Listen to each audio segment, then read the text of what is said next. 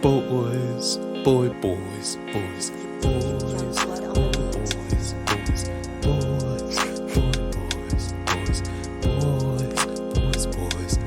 Hey, boys. I was going to say, I was going to let you go for as long as humanly possible. Oh, man. Well, we had to keep going. Anyway, boys, tonight we have a lovely night.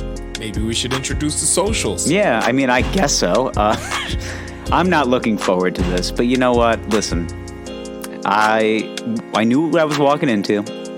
Okay, we are who we thought we were. That's why we took the damn field. Mm-hmm. If you want to crown them, you can crown their ass. Instead of being crowned, I'm going to be literally drinking toilet wine tonight. So, yeah. Pretty excited about it. You should be. Yeah, yep. I'm getting punished like the dirty girl that I am. Yeah, that's right. Take your punishment, whore. Yeah, all right, cool. Yeah. Now go clean yourself up. Yeah, I feel like a Pascal sub-slap. It's going to be a great evening. Can't wait to be face-fucked in submission tonight. Anyway, boys, welcome in. Wine Boys Podcast. We're on social media at Wine Boys Pod. Mm-hmm. We're on electronic mail at wineboyspod@gmail.com. Mm-hmm. Wine suggestions aplenty this week. A lot of people told me to drink actual toilet wine, which was nice. Mm-hmm. They're like, you should try this Merlot. I made it in the toilet. We are also online with shopping. Mm-hmm. We do online shopping here. Okay. So if you want to buy gifts, tits the season. It's sweater weather. # sweater season. So go get yourself a hoodie, bitch. I'm just kidding, boys. Just please go. We need to fetch a sweatshirt because the child needs a college fund. That's right. teespring.com/stores/the Wine Boys. Hoodies are starting to fly off the shelves. I mean, I'm pretty excited about it. Yeah, let's do this. Let's do this, boys. T-shirts, stickers. Yeah, Daddy's got a mortgage. Charlie Mustard's Home in the Hot Brown. Shit, boys. I mean, I would say mortgages, college funds. That's right. Daddy's got a damn mortgage. Listen, if you just like our show, just buy it. Support. Just buy some shit. Support. I mean, that's it. Yeah. Yeah. If you don't, yeah. if you don't, you don't. If you do, I mean, just so you know, we love you if you do. Yeah. Okay. Boys, the socials. Find me on the internets at Lord Gerald, on Twitters and Instagrams. Hot takes. Boys. Oh, I'm also at the Zach Edward. Oh, yeah, you are. On Instagram and Twitter. Sorry. Yeah. It's cool. It's cool. I'm sorry. I'm thinking very little of myself this week. You should. Pretty depressed. Yeah, you should anyway. Probably gonna kill myself. I don't know. Yeah, I hope so. So anyway, boys. Why are you shining that gun? Let's get Physical. into the podcast. We love you.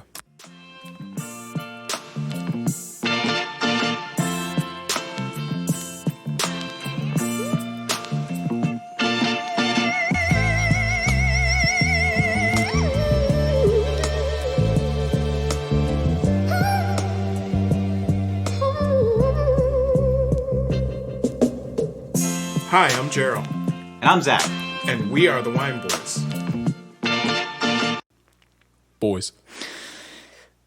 Hello, boys. So,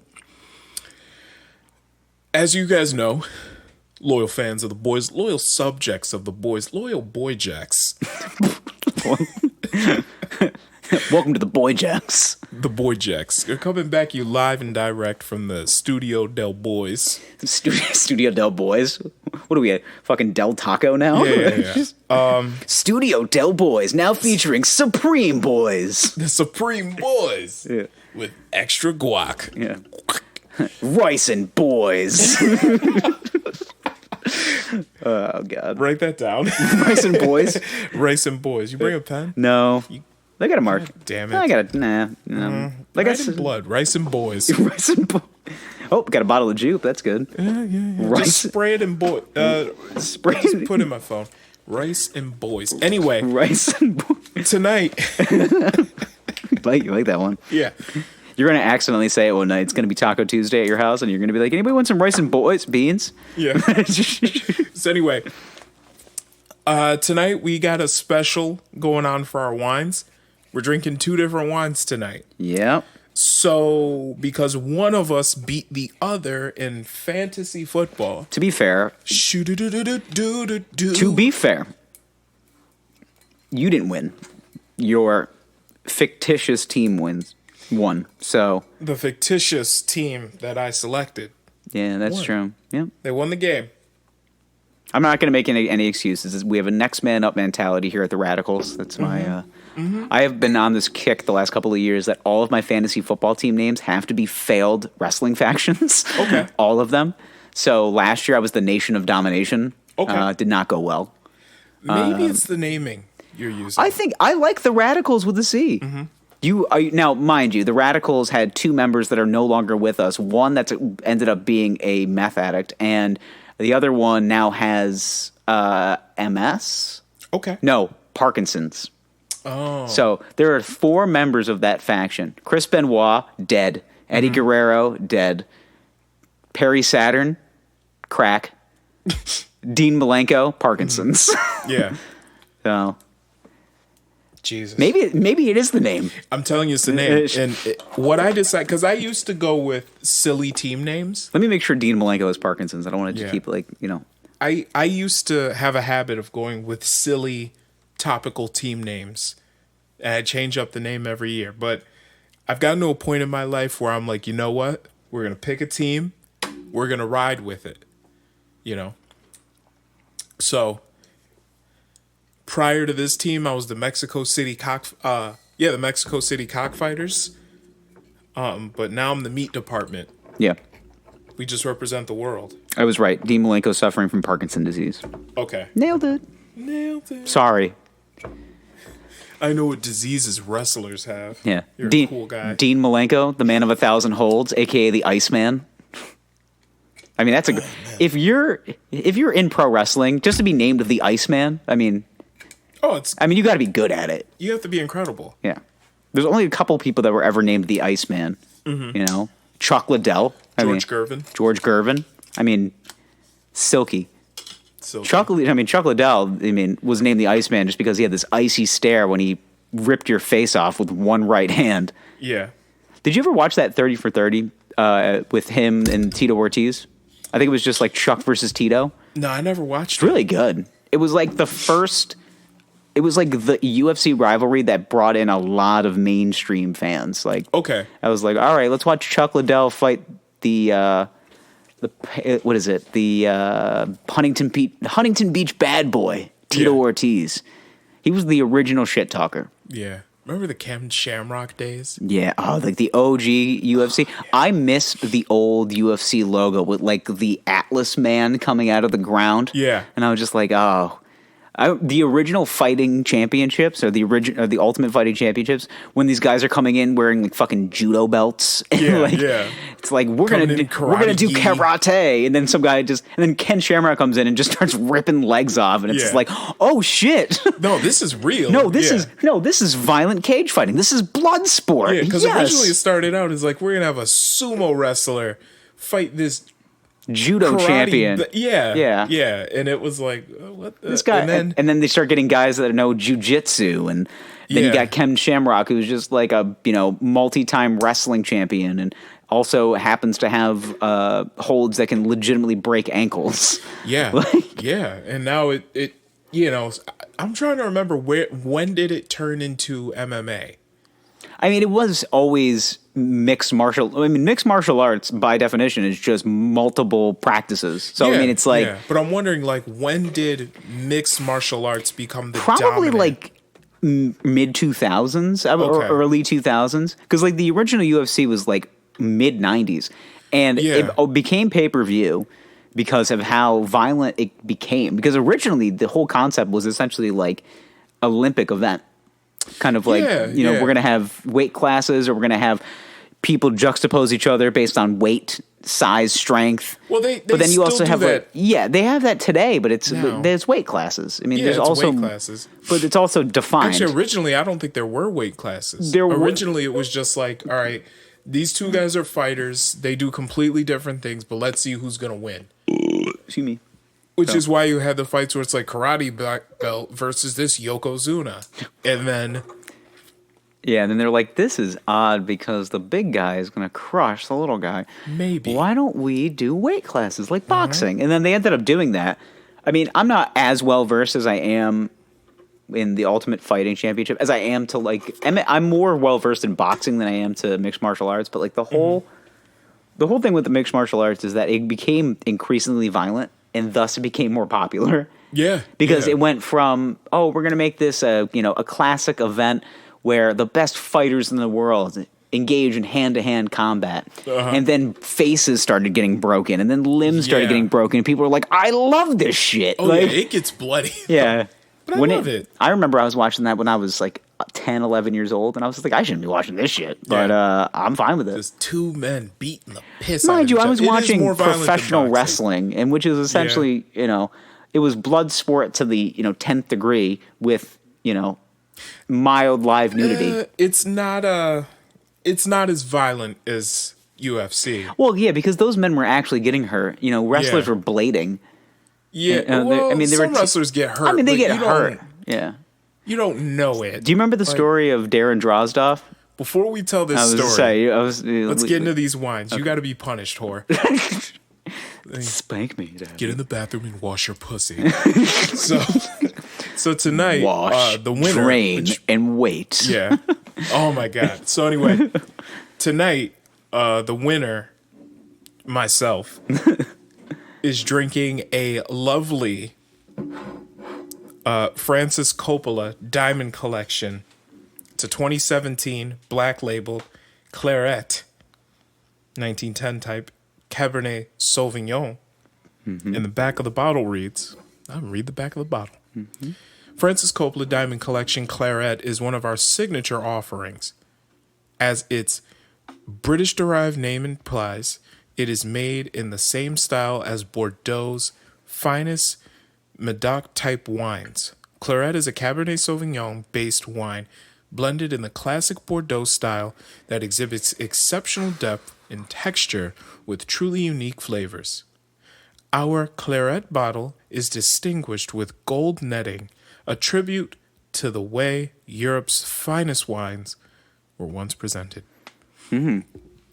What swill you drinking, whore? That sounds delicious. Yeah. Oh my God, I'm drinking Dick's Wild Irish Rose tonight. Yep. It's Richard's Wild Irish Rose, red. Mm-hmm. It's grape wine with citrus spirits. Mm-hmm. There's only a government warning. There's only a government Surgeon General's warning on this, and that's it. Yeah. It has 17% alcohol by volume. Of course. So you'll be yelling at the sky. Yes. So I'll be sleeping under an underpass tonight. You have an old-timey twisty boy. Yeah. As you should. Hold on. Let's record you pouring your swill into your tin cup. I was going to say, why don't you get it on... Let me get this on the internet. Oh, I didn't show you, too. So instead of drinking out of a wine glass like a person, I'm drinking out of an old-fashioned soda pop glass that you get at a New York State Fair. That's right. Isn't that great? Yeah, I think Dad has problems. Yeah. So this is the kind of thing where Dad gets home from... Okay, now mind you, Dad isn't walking in with Wild Irish Rose. If he is, he's late on child support payments. Yeah. Let's hold on before you start. There we go. Let's get a video of that. There you go. Yeah, this is what you deserve. Stupid bitch. Yeah, pour it in that. Ew, that's disgusting. I hope you like it. You're an awful person. I hope you're happy. Hope you're happy with the choices you made in life. How's it? What does it smell like? Now, to be fair, we did share Wild Irish Rose back in the archives. Yep. As essentially what it was an experiment, and it was so bad that we had to dilute it with not only ice, but I believe didn't we make like Wild Irish Rose spritzers because it was so... No, that was the plum wine. What did we just... That was the Kikkoman plum wine. And we made a spritzer with it. It was this was essentially just we needed to put it on ice because it was so pungent. So as my punishment this evening, I have to drink it out of a silver tin can. Which, by the way, the metal can doesn't make metal cup doesn't make it any better. It's more pungent. And I'm not allowed to put it on ice. Nope. It tastes better warm. It's like the Hennessy of wines. Oh, is it? No, it's not. Hennessy's a reputable brand. Yeah. Can I at least smell the cork? Yeah, you can. Wait, hold on. You fuck her, I'll just hold her hair. Watch me fuck this cat. It smells great. Oh, man. I'll wait for you. Yeah, there we go. I've thrown up in my mouth twice. Mm-hmm. Wow, that looks good. Looks great. Yeah, looks like a $20 bottle of wine. Yeah. Would you like me to read the tasting notes of Someone it? cheaped out. Oh, I'm sorry. Someone cheaped out, you know? You Thank gave you me, for that. listen, you gave me what I can only consider I mean, it's Robitussin mask. That's all it is. Mm-hmm. It's got that cough syrup smell and look. I mean, all this wine says to me is you've given up. I mean, that's what. Yeah. That's all this is. You're sitting on a bus stop. Yeah. After a hard day of work at the mill. I'm not even at the mill. I'm a janitorial staff at a college with COVID right now. You're able to scrape a few dollars together. How much was the Wild Eye? This Wild Irish Rose was $5.99. Okay. How much is it for like a pint of Wild Irish Rose anyway? The big boy? Yeah. $7.99. Okay. So. No, I'm saying the pint, the little boy. Oh, the little one? Oh, $3.99. Yeah. Yeah. So you were able to scrape together $4 out of the couch cushions so you could slip a pint of Wild Irish Rose into the inner pocket of your Carhartt before you get on the bus stop and go home. Well, Francis Coppola, this is a Claret 2017 Black Label Diamond Collection. It's a 90-point wine. Average price of this wine is between $17.99 and $20.99. I paid $18.99, $20 plus tax. Cheaped out. It was on sale. I picked a good wine for you. You gave me two choices, over $20 and it be good. I picked a very good wine. This is a bold. No. That wasn't two choices. Those were two. Okay, listen. Those were two. Enjoy it. Those were two qualifiers. Okay, well, the qualifiers worked at the end of the day. You're going to get bold, tannic, dry, and acidic notes. It's okay. Notes of oak, chocolate, and vanilla. Daddy is not pleased. It's good, I bet. I bet it's good. Like, it's pretty good. I was going to say it's pretty good. It does need to be aerated, but it's pretty good. Okay. Black cherry, plum, dark fruits, raspberry. It's good. It's really good. Good. I'm glad. I'm so happy for you. Oh, thank you. Thank you. It is appreciated. It is a blend of Cab Franc, Cabernet Sauvignon, Melbac, and Petit Verdot, which I don't know if you knew is a French wine that actually translates to dicks and mouths. No, just kidding. So how's your Wild Eye out of your tin can? Well, I'll let you know right now. Okay. Cheers. Cheers. Here's to the morning coffee.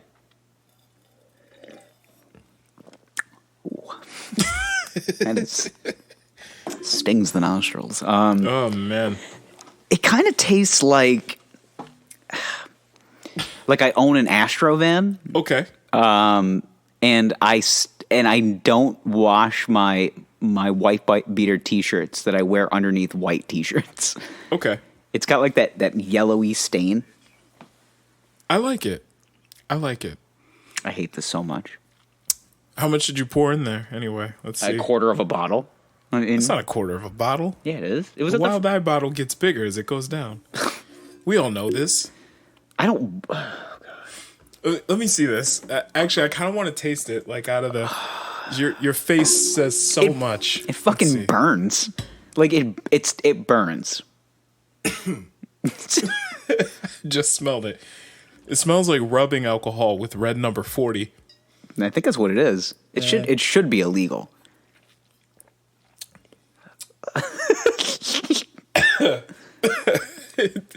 It tastes like nail polish remover. Yeah.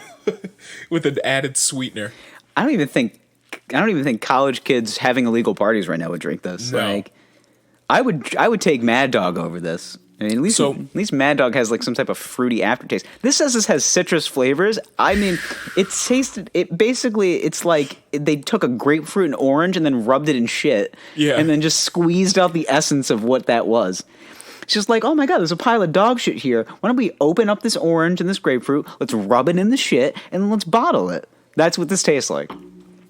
So I know you're not going to finish that tonight because I'm not taking it home either. You'll end up in a ditch. If I finish that tonight and drive home, I will fall asleep under an underpass.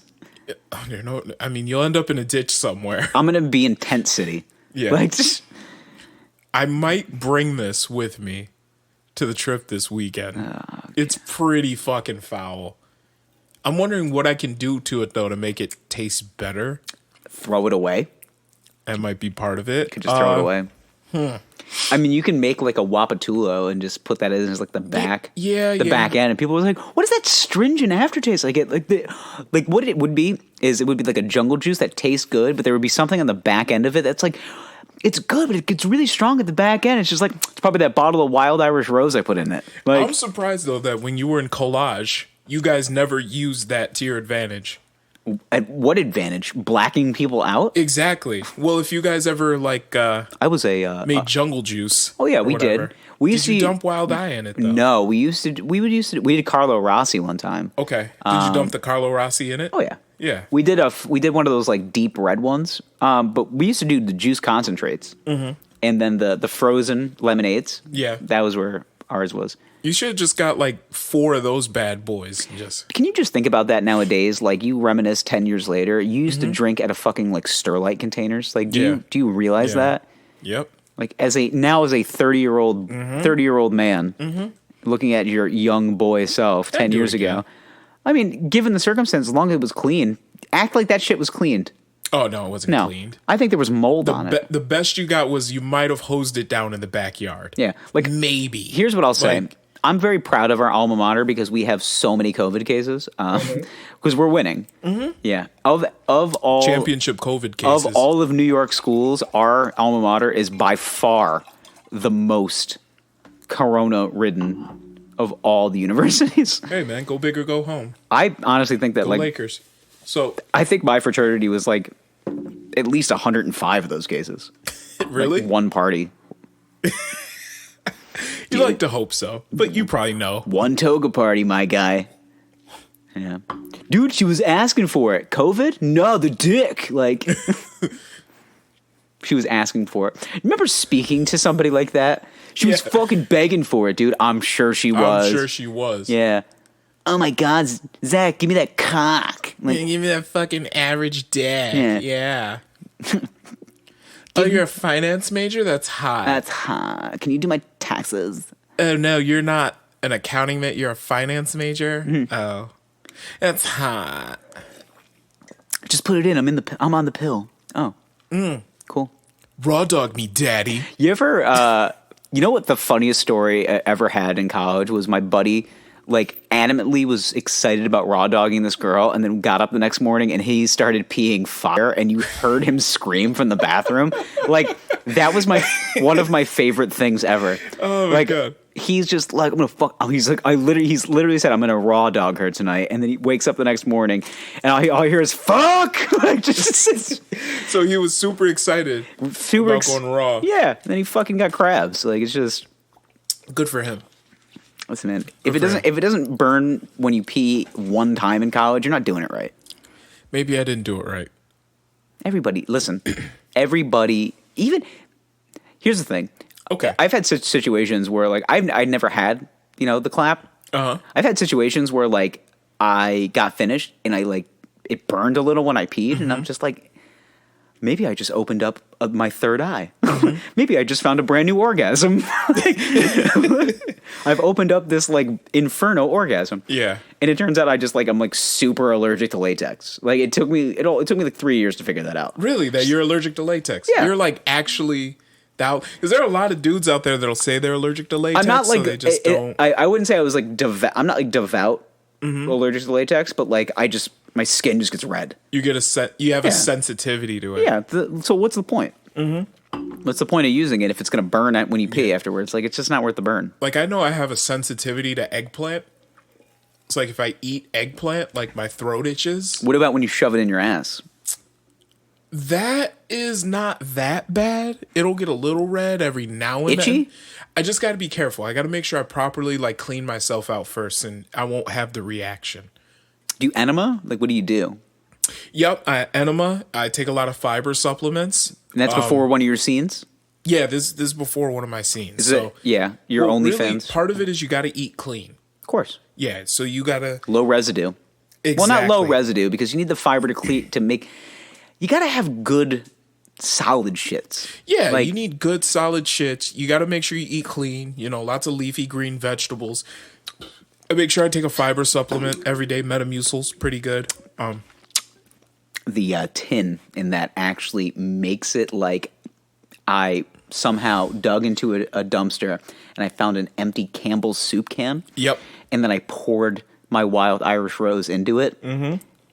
And that's how I join my evening. Like when I go back to Tent City underneath the overpass, Yeah. and I go, "Hey boys, we're gonna drink well tonight." And then Johnny's like, "I went into the dumpster, I found 6 soup cans."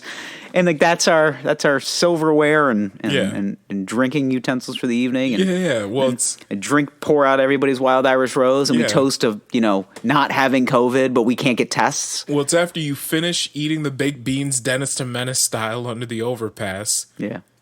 and then you kind of rinse out the can in some sort of magic wilderness water, and then you dump wild Irish rose in it.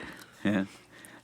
Just the water puddle I found down by the train tracks. I rinse out my can in there, and then I pour some wild eye in there. It's clean. Comes from it's nature. Comes from nature. It's nature water. Nature water. The moral of the story is, boys, if your friend suggests wild Irish rose, you shouldn't be friends with that guy. Well, your alternative was he Thunderbird. sucks. Your alternative was Thunderbird. I even suggested it. Mm-hmm. Here's the boys. So here was the original punishment idea that I had, and I thought it was good. And I think that maybe for our next one we should think about it. I said, as my punishment, I decree that I will announce to you that you're the winner. Which I said, congratulations, you're the winner. Thank you. You're the winner. Thank you. You're the best. Thank you. I beat you last year. And I had a mustache. And he had a mustache. Yep. And which but oddly looked good on you. You look like you look like a co-op. So it was looked like a fucking cop. Yeah. Looked like Officer Carl Winslow. You did. I was going to say Family Matters. Yeah. Yeah. Now, here's my thing, though. The original punishment, which you said on the podcast, loser has to shave their head. I feel like the next go around, because I think we do play each other again this year, we may have to do the head shave. Well, there's only one Battle of the Boys per year. I know. The next one is less. I don't have regret though, because like I'm hanging on to enough hair, but when the holidays come around, I think I might cue ball it just for the sake, do for it. the interest of science. Dip your toe in the water. Because here's the thing, okay? When I cut off my beard into just a mustache a year ago, I feel like I had a bit of an awakening. It was, I look like Officer Carl Winslow. So the fuck what? My beard grew back, whatever. And from there, it was like, you know what? Fuck it. Why don't I just grow my hair out? And from there, that's what it turned into. Well, some of us don't have that luxury. Well, you know what? Maybe it's time for us to look into our hearts and just say, fuck it. Fake the confidence until you got it. Explore. The world is your oyster. Because the funny thing is though, is that you sent me a barbering video of somebody like shaving their thinning hair, and it was therapeutic. It really is. Like if my barber could like take the time, and just for 45 minutes just work all the follicles out of my head, like I would be down for it. I think. Oh, and he like really did it too. Yeah. This dude was like, all right, first we're gonna start with the clippers. And we're going to take it down. Yeah. Next, we're going to go with the foil shaver. We're going to take it down more. Next, we're going to hit it with the razor. And we're going to go down more. But you got to find a barber that, like, you got to pay for that. Yeah. But I go to a legit barber shop. Like, I'm not paying $5 for a haircut. Like, my haircuts are $30. Like, they're meant to be a full-fledged experience. Yeah. Like you get the hot towel shave, you get all of that stuff. Well, if you get the hot towel shave, with you could COVID, it tell. makes a little bit of it. That's the one thing. Do you have to keep your mask on during the haircut? You do. Really? Do you not? No. Wait, your barbershop is just cool with you just not having a mask on? No, he says, like, when you sit in the chair, you can take your mask off. Because he's, like, shaving up my beard and everything. So, yeah, like, they won't touch the beard. Really? Yeah, New York's... I don't know. He said he takes my temp when I come in. He writes down all my info to have a record of me coming in. But he says I can take the mask off when maybe it's a weird interpretation of the rules. I don't know. I think you just narked. I hope I'm not. I'm not saying any names. I'm saying you're not saying any names. I'm not saying any names either. So Yeah, I'm not saying any names. But here's the thing, like I miss the camaraderie of the barbershop because it's a hard conversation to have when you're muffled on the mask and you're like trying to talk about, LeBron and fucking AD. I mean, even then, like I go to a hood barbershop where like I just go to your typical white guy barbershop. Yeah, I go to a hood barber where like usually there's people in there talking. Yeah, the barbershop banter is dead. However, now he switched over to like using an app, so I just booked the appointment. See, I like it. I like that. I miss the barbershop. Like, I've gotten 2 haircuts in COVID since like we were able to go back and get haircuts. Okay, and like it's totally different because one, you can't get the tender love and care that you usually get. You can't get the edged up beard. You can't get the full clean lines. You have to actually do your beard yourself. Yeah. So it's almost like you're doing yourself a disservice. And then lines, man. Yeah, but the thing is, there's just this lack of excitement. Like the barbers, like they are like, I'm just here to do my job. Mm-hmm. And before it was like, them picking on each other, and like that's the best part is like one barber is like shitting on another one for like no reason. Hilarious. It's just like, you're gonna fuck up that edge up, like, or just like they'll be playing in fantasy football leagues together, and they'll just be like, "Fuck, I wrecked your shit this week, Dave." Like, yeah, Dan, shit about like sports, big shit about sports, or movies. I would say we talk a lot. I mean, what do you do at barbershops, man? You talk about your women, you talk about fucking like my wife, my girlfriend, like, so on and so forth. What are you into? What are your interests? Like my pre-COVID barbershop appointment that I had a new barber because my barber was booked that day, and I just really wanted to get a haircut. So I got a younger guy. Mm-hmm. My barber and I are like the same age. Okay. I had a legit kid who was 8 years younger than me. Okay. Fucking like fresh. He essentially is like a baby. I had a baby fresh cutting my hair. Fresh out barber school. Yeah, I had a baby cutting my hair. Yeah. And he just was cooler than I thought he'd be. Like, I guess that's a good way to describe it. Because he was one of those, like, gave me a very Mac Miller vibe. Like, it's kind of like, okay, just the way he looked. Yeah. Chubby, one of those Chubby's t-shirts, and or not with Chubby's t-shirts, like the fluorescent short cut button-up shirt. Okay. Very skinny jeans. Very white shoes. Yeah. And I'm just like, I think this guy's gonna suck. Like, that was my first thing. Maybe he won't. I gave him the benefit of the doubt. Then I found out he's like, yeah. He goes, I'm in a band. And I was like, that's cool, bro. And cool. I thought he was going to be like, yeah, I'm in like this, I'm in a hip hop group. And it's just like, no, I play bass guitar. And I was just like, wow, I never would have pegged you for a bass guitarist. And it's just like, yeah. He goes, I play punk music. And I'm like, that I could see. But that I could see. Yeah, and I cut hair. I'm also a part-time stripper. Yeah, that's like, okay. So that was like the vibe I was catching. He's just like, I actually do Chippendales. And he's just like, what are you into? Like, what do you, like, no barber's ever asked me that. He goes, so what do you do? Like, what is your thing? And I'm like, actually, I said, I do comedy. And he goes, oh, man, cool. He goes, do people just come up to you and ask you to tell you jokes, like, all the time? And I'm like, yeah, literally, like, that's the first question. Like, hey, tell me a joke. And I go, no. Absolutely not. Well, there's got to be some setup here. There's got to be a situation. Yeah, it's got to be a situation. I'm only putting my heart and soul into these words I'm writing. My heart and soul into these jokes. Yeah. So he's just like, so you ever? Yeah. Well, his first thing was like, he goes, I really love live comedy. He goes, you ever offend somebody? And I go, literally yesterday. He's like, really? I was like, yeah. I said I did an open mic. It was a Friday afternoon. I got the haircut. Thursday I did an open mic. He's just like, what happened? He goes, or I was like, it was a girl. I think I might have told this story on the podcast already, but it was this girl in the crowd. Her boyfriend was going to do comedy for the first time. He was so excited, and she was drunk. And she was excited about him doing comedy. You kill it, baby. Yeah, so he was going up right after me. So I'm telling my joke, and she is drunk, and she is just yelling. Yelling. So I go, do you want to tell jokes? And I give her the microphone, and she goes, nah, I'm good. I'm like, are you sure? Because it sounds like you really want to tell jokes.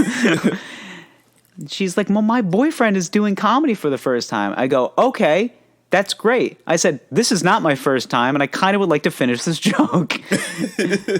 She's like, okay, I'm sorry. She goes, I got a really funny joke about a ham sandwich. I go, did you feed it to the baby that you aborted? You said it. Spoiler alert, that actually happened. So, did you feed it to the baby that you aborted? Yeah, she was not happy. She was not happy. The funny thing is, though, is that the boyfriend backed me, which I loved. He goes, that's just comedy, baby. Yeah. He said, that's just comedy, baby. She got real quiet. They're gonna, spoiler alert, if you've ever been to a stand-up show, the comics are gonna say some mean shit. It wasn't even mean. It was just the first thing that popped into my head. I took one good look at her and I go, she tried. She's had an abortion. She tried. Now I have to knock her down 14 levels. She was, listen, nobody would say anything. She was heckling the entire show. I was the sixth guy. You were the sixth man off the guy bench. off the bench. Yep. Okay. You were Lamar Odom. Yeah. There was a line of people still to go. There are comics sitting in the back just being like, just shaking their head. Okay. Anybody that we've had on this podcast, were any of them there? No. Okay. They were not there. But there were guys in the back just being like, oh, finally somebody said something. Like, oh, thank God. Did you feed it to the baby you aborted? Oh my God. It's just, was it a low blow? Yes. Did it need to happen? Also, yes. Did it get laughs? Oh, yeah. Did it get groans as well? Oh, yes. It's the proverbial line. You have to toe the line, kid. Yeah. So you're a habitual line stepper. My thing is, though, the boyfriend backed me, which I loved, because he was just like, baby, that's comedy. It's comedy. They're going to find that button. They're going to push it. She's just like, I was offended. And I was just like, it's a joke. Like, bitch. I didn't know you actually did. Well, now I know. Yeah. Now, listen, now you can tell me about it and we can talk about it and then we can get over it. Mm-hmm. Like, it's simple. Hey, build a bridge, bitch. To be fair, I was a mistake. Me too. Listen, my mom had me way too young. Mm-hmm. She even told me to my face, yeah, you weren't planned. And guess what? I did have hopes and dreams and you kind of ruined them. Yeah. I wasn't planned either. Yeah. Yes. Yeah. Do you think my mom wanted to stay back and not travel the world? No, she had a European vacation planned. And guess what? I came out. And that, she really did. I don't know. I hope she did. Yeah. Guess what? She was supposed to go to Barcelona. I came out in June. Barcelona got canceled. She was going to have sangria in Barcelona. And then Vicky Cristina Barcelona. And then she had me. And then she had sangria in the backyard. Yep. Bopping the baby. Hopefully after she had you, not when she was having you. Who's to say? Who knows? Who's to say? No. I'm drinking wild Irish rose out of a fucking tin right now. Yeah, so you're doing pretty good in life right now, bro. Drink your punishment, whore. Yep. Hi, Mom. So I'm gonna need you to go to the into the bathtub right now. I'm gonna need you to wash your ass for Daddy, okay? All right. When you're done, I went to the farmer's market, got a new eggplant. Yeah. Now when you're done, okay, I'm gonna need you to drain the tub. I'm gonna need you to wait. Wash, drain, wait. Naked in the tub. Slightly afraid. Slightly afraid. I need you to wash yourself, drain the tub, and wait. Yeah. Naked in the tub. Naked, sitting, slightly afraid. Waiting for your next instructions. Yeah. Can I at least use the lavender bath bomb? No. The bath bomb is for preferred guests. You haven't proven yourself yet. Not sluts like you. not whores like you, but quality women. Women that... Not trafficked whores like you. Yeah. There are tiers of women in my house, okay? You are the bottom rung. Exactly. I'm sorry, was dinner cold? No, dinner was fine. Get in the tub. Some guests get silverware, some get plasticware. You get a bowl on the floor.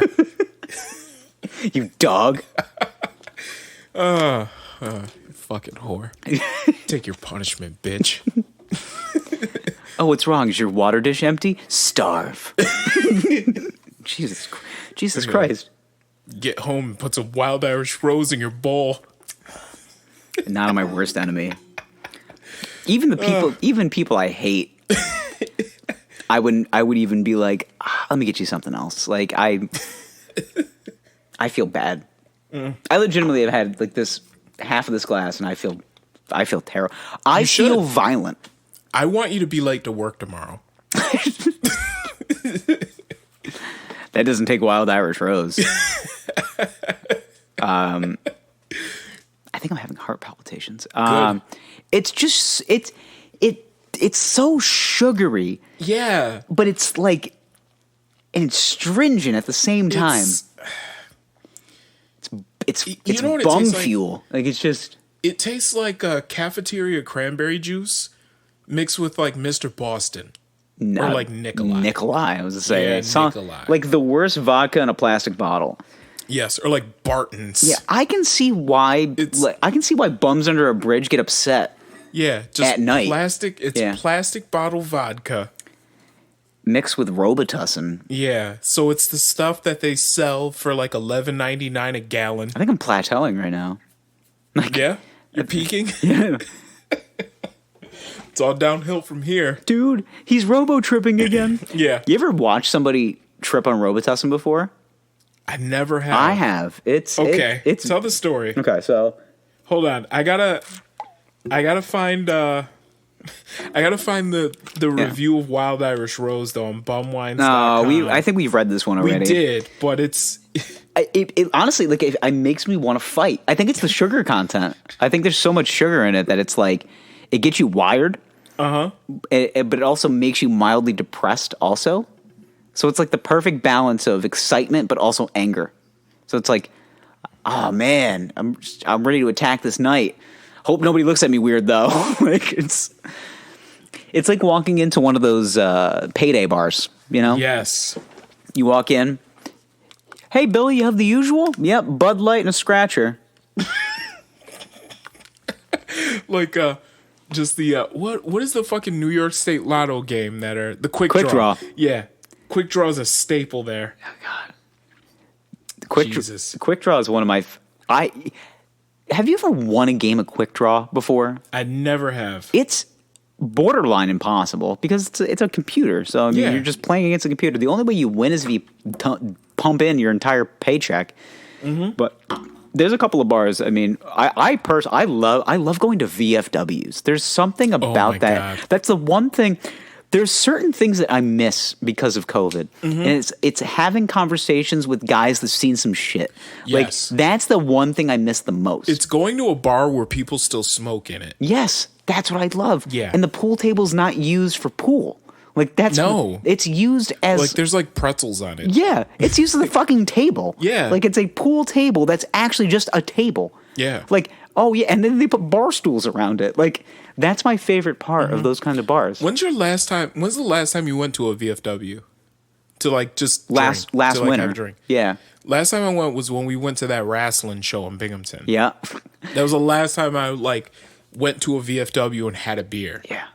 That was $2. Oh my God, it was great. Yeah, nothing more inexpensive than a VFW. Yeah. There's a VFW, a Ukrainian one that's up by where I live, which is, and it's the bartender is like she's mildly Russian, and that's why mildly Russian. Is it still open?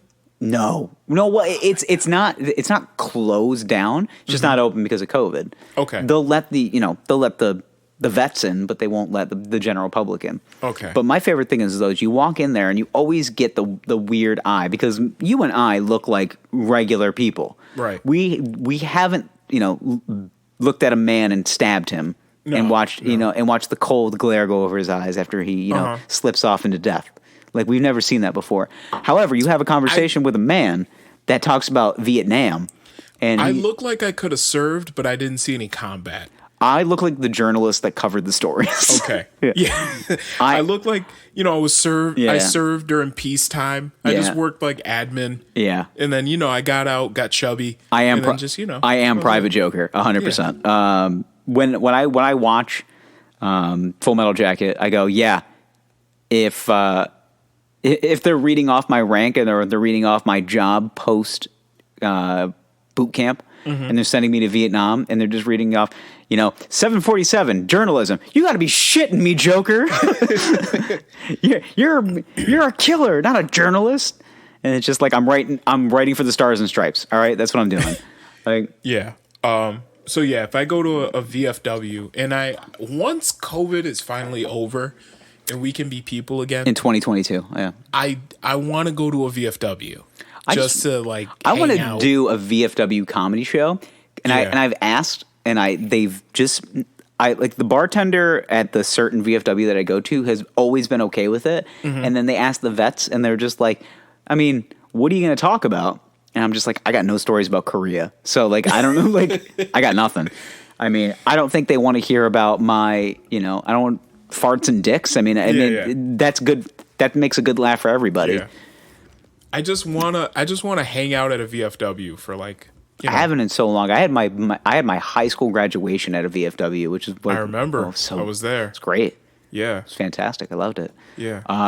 The best thing about a VFW, though, is that you never know who's going to walk through the door. Yes. So, like, you have so many different conversations at your veterans post. The thing, though, there's always a signature drink. Yes. And it's always a vodka cocktail. Of course. And it's, especially at this one, you go to a Ukrainian VFW. I mean, oh yeah. If there's not a vodka cocktail on the menu, what are you doing there? Do you order the vodka cocktail? Yeah, it's fucking on special. It's $2. Like, what are you going to do? When somebody hands you a Pabst Blue Ribbon that's $1.75 in 2020, it's like, it's hard to pass up. I'll take 8 of them. Yeah. Yeah. $1.75. Give me a case. Yeah. This is a fucking deal. Yeah. I'll take 24. Thank you. But yeah, but I've never actually just like hung out. Actually, no, I hung out at a VFW once, but it was fun. It's fun. A while actually. ago, I didn't really remember. It depends on much. Your personality. Like, if you're there to, like, you want to, hang out with some chicks, like, don't go to a VFW. No, you're not going to a VFW for that. No, if you want to just bro out, don't go there. No. If you want to look at a guy who's seen another man die, go to a VFW. Yes. And just ask questions. Yes. And just ask open-ended questions. Yeah. Like, if you want to hear stories about how a man's like literally watch the life slip out of a 17-year-old Korean boy's eyes. Yeah. Go to a VFW. Well, I'll say not Vietnamese boy's eyes. Like, go to a VFW. And I want that experience. You get very colorful stories. Yeah. You get all of the racial terms that you like. You cringe at, but then you look around and you're like, "Now we're good." Like, we're good. They're cool. Yeah. Like, these people don't give a fuck. Yeah, it's just they're so slipped out of reality. They're just their bloodstream is just vodka and regret. Like, it's just that's all it is. And it's like it is one of the most depressing bars you can go to. It's depressing, but like in the best way possible. Yes, because it's the thing that they have such clear recollection of. Yeah. And it's because they have not gone to therapy. Yes. And their version and that is their version of therapy. Yeah. Is to go there and just to bother this poor woman who's behind the bar. It's the only woman there. I had a friend from college who worked at a VFW in the area here, and I would just pepper her with questions, and there would be like certain guys, like she told me about this guy named Randall, which it was like the most like army name you could ever imagine. Randall. Yeah, Randall. She's like, there's this guy. She goes, he comes in every Wednesday night. His name's Randall. He orders 12 wings and 6 Bud Lights. Exactly. 6 Bud Light. Yeah. Does she keep them coming, or does she just bring out 6? She brings them out on the ring, on the plastic ring. She goes, here you go, 6 Bud Lights. So does he just finishes 2 wings, cracks open another? He basically, for every beer, he eats a wing. So it's just like wing, beer, eat, beer, eat, beer, and it's just like, and by the time he's done with, drives home. Yeah, by the time he's done with those 12 wings and 6 beers, and he's done telling his tale for the evening. Yeah, he leaves and goes home. He's there for about 2 hours. He catches a game, whatever game is on. But I said, what is so Yankees, fascinating? Steelers, who cares? Yeah, it doesn't matter. Yeah. I go, what is this? What is the endearing quality of Randall? Like, why do you remember him? She goes, it's the vivid memories that he has of every part of the war that he was in, like everything. Like, so she goes, he's a little younger. So I think he was the Gulf War. Okay. So he was in the shits in like the early 90s. Yeah. So like kind of very jarhead, like, and she's just like, he didn't really see a lot of combat, but you can tell it affected him The Gulf greatly. War was really short. Yeah. So- but he saw enough. Like, Yeah, you know, yeah. he had confirmed kills because, as she said, he talks about that a lot. Yeah. So he comes to this bar. Yeah. He drinks 6 Bud Light. So Bud Light, not he's Budweiser. Yeah, he's tolerable. Okay, so he drinks 6 Bud Lights, Yeah. eats a dozen wings, and talks about the Middle Eastern men he murdered. That's it. Yeah, so he talks about his confirmed kills. Yep. And he goes home. Yeah, I killed a guy. And he just goes home. Yeah. Yeah, She I goes- remember when I was in Kuwait. Yep, Guarding that's an oil field. Exactly. She goes, every conversation begins with, well, where she basically just says, he describes where he is, and he always says it was so hot that day. And then, I mean, it's Kuwait. And Like- she goes, in the back of my mind, I'm thinking, yeah, it's Kuwait. She said, Yeah. it's Yeah. Kuwait, Yeah. and the oil fields were on fire. Yeah. She's like, she goes, I wasn't I wasn't a geography major, but I know Kuwait's about 105 on a good day. Yeah, yeah. You're also about 15 years older than I am. Yeah. When was Desert Storm? 92? Okay, Right. so let's say he was 20 at the time.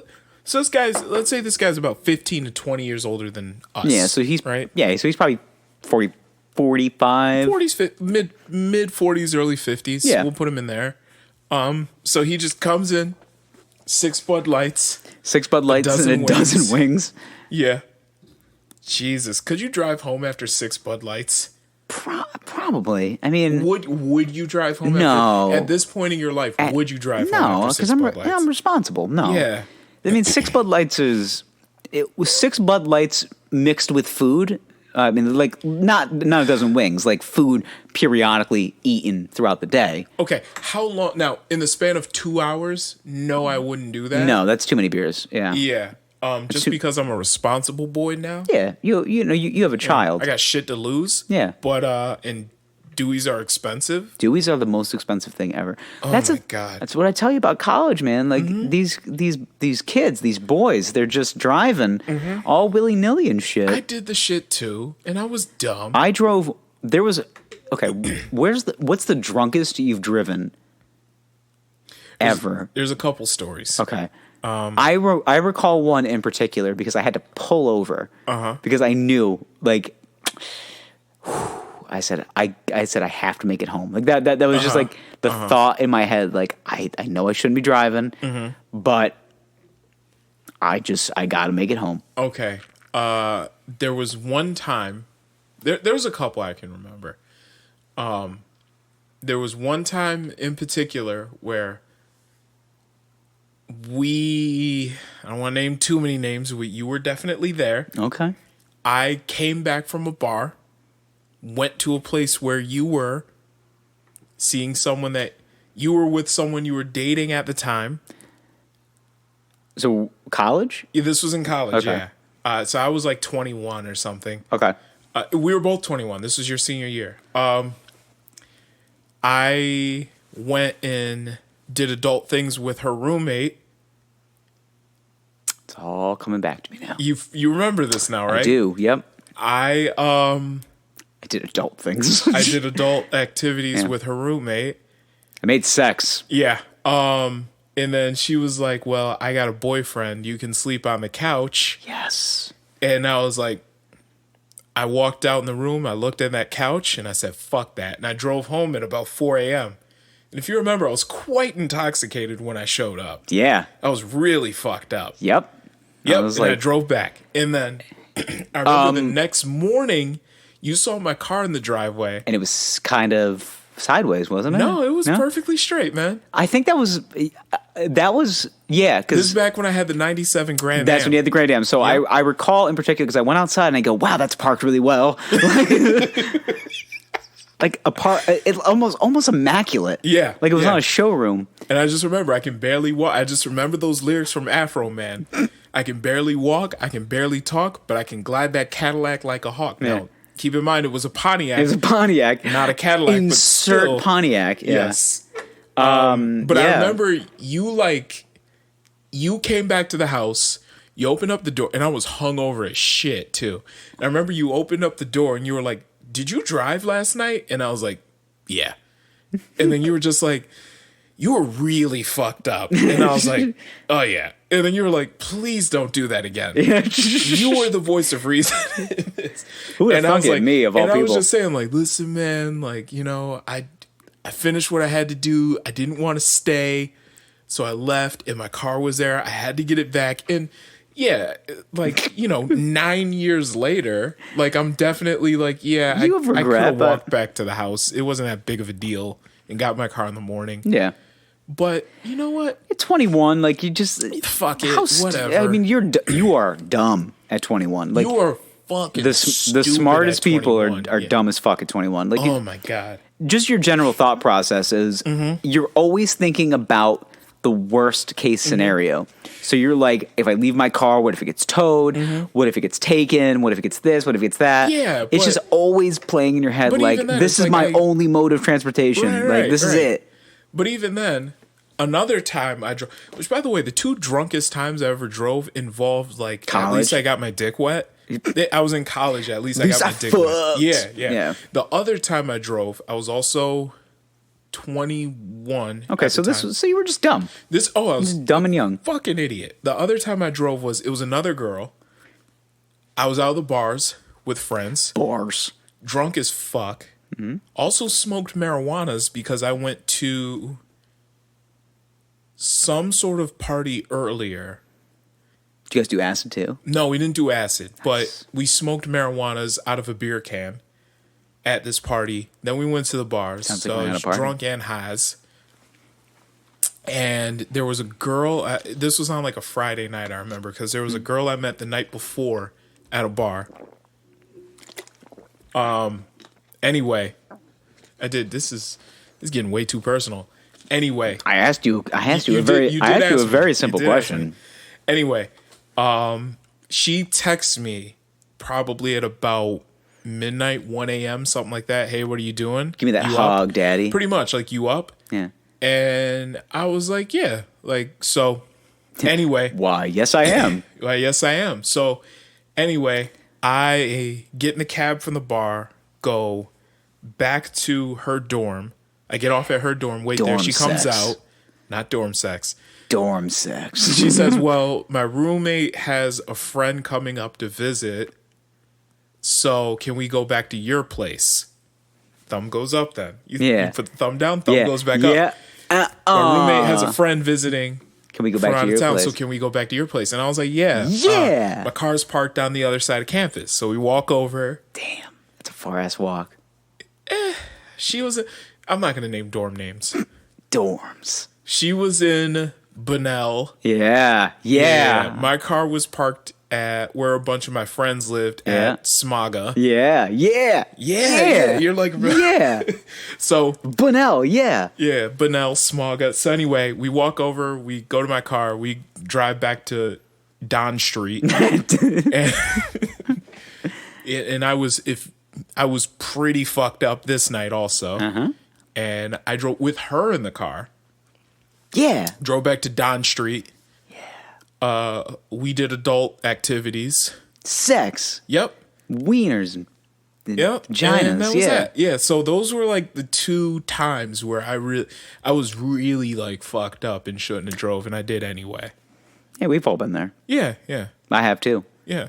Tell the story. I was going to say, because like in college, it was really only one time that it was one of those like exhale things. Like I had to stop at a Subway and just like eat a half a sandwich. Like it's like one of those nights. Like fuck, man. I hope I can get home. See, my thought be time, and those weren't the only times I drove home when I should have, but those were just the 2 times in my mind that like stand. There was another time I remember I was driving back from a New Year's party. You were there. I was. And I remember you saying like, should he be driving right now? We and I was tend like, to be at a lot of the same events. we're very, very good friends. Yeah. We're what some would call best friends. Boys. Yeah. So we go to a lot of the same, we have the same friend group. We go to a lot of the same shit. And this was a New Year's party years ago.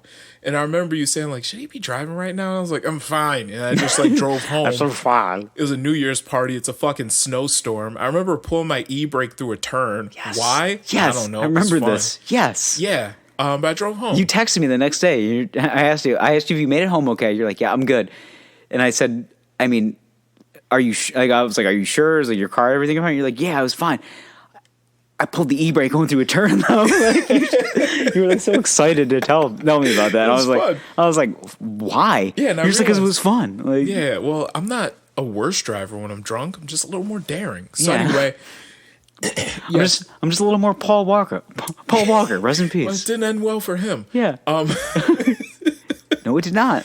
Yeah, drunk driving. Listen, Don't do it. Don't do it, boys. But if you're gonna do it, Yeah. This is not concentrate. This isn't a ringing endorsement, but if you find yourself in a bit of a pickle, and you gotta get home. Just focus. Don't fuck around with the radio. Don't look at your phone. No. Keep your hands at 10 and 2, eyes on the road. For real. Look like an old man driving a car. Exactly. So. Stay at exactly the speed limit and focus as hard as you fucking can on the road. I remember, so I'll give you my situation. I remember this one in particular. So this was right after college. No. So I moved out of town. I came back. So it was like my first year that I was back in town. And we went out to a bar. I had a couple beverages. And I knew I shouldn't have drove home. Okay. Like, people were like, you should just take a cab. And like, where I was to get back to my house. Which, by the way, boys, this is pre-Uber days. This is pre-Uber. So we are on our own. So we drive to a place, it's our fault. Exactly. Well, you could get a cab, but it's not as easy as it is now. Yeah. It's not worth the cab. It's not worth the cost. So No. I got my car and I'm like, just, all right. We're gonna do this. When you're having the proverbial pep talk with yourself, like, all right, we're gonna do this. We got this. So in lieu of like what I would usually do, I would usually go up a certain road to take the highway. I wanted to avoid the highway that night. Okay. So I go up this. Well, you're worried about cops, of course. So Yeah. when you're worried about police in any situation, you shouldn't do it. No. That's just you're absolutely moral right. of the story. Or just do it at your house and don't leave. Yep. So I'm driving, and it just like got to a point where I was just like, I am too drunk to be driving. Okay. Like I knew it. So I pulled off, and I pulled into a hibachi restaurant. Okay. And it was it was like right as they were closing, Okay. and the wait staff definitely came out, and they were a hibachi restaurant. Yeah. So they weren't white, and Okay. they looked at me like really weird. And they asked me to roll down the window, and they're like, roll down the window. And I was like, like, I was like denying it. I was like, And he's like, asked me to roll down the window. And he's like, where are you going? And I'm like, home? He goes, not here. And I'm like, no. I said, I'm not going here. I said, I'm not trying to eat the food or anything. He goes, you hungry? I'm like, yeah. Yeah. So he goes, throws up 1 second, runs inside, fucking gives me like the leftovers of like whatever shit that they had and like the hibachi leftovers, and he gives it to me and puts it in the car. And he goes, drive safe, have a good night. I go, what? So I go, what just happened? spoiler alert for the uninitiated boys. And I only know this because I've worked in a restaurant before. Specifically restaurants where they have food that they prepare. So I actually worked at a SMAFD when I was in high school. And SMAFD. yeah. So what you do is you try to anticipate the number of people that are going to come in. Yeah. So you prepare a certain amount of food. most nights you have food left over. Of course. Anyway, So- but that's every type of restaurant. Right, like, right. In any way, shape, or form. Like, you anticipate having to be busy. Exactly. So you're going to have food left over. So at the end of the night, it's like, well, we got to throw this food away because that's literally like what we have to do with it. Or, so if in this particular situation, when someone comes along, it's like, well, I could just give this to somebody because at this point, it's not any different. Like, Yeah. we're about to close. The register's already shut down. We're not cashing anybody out till the morning. So instead of throwing this food away, here you go.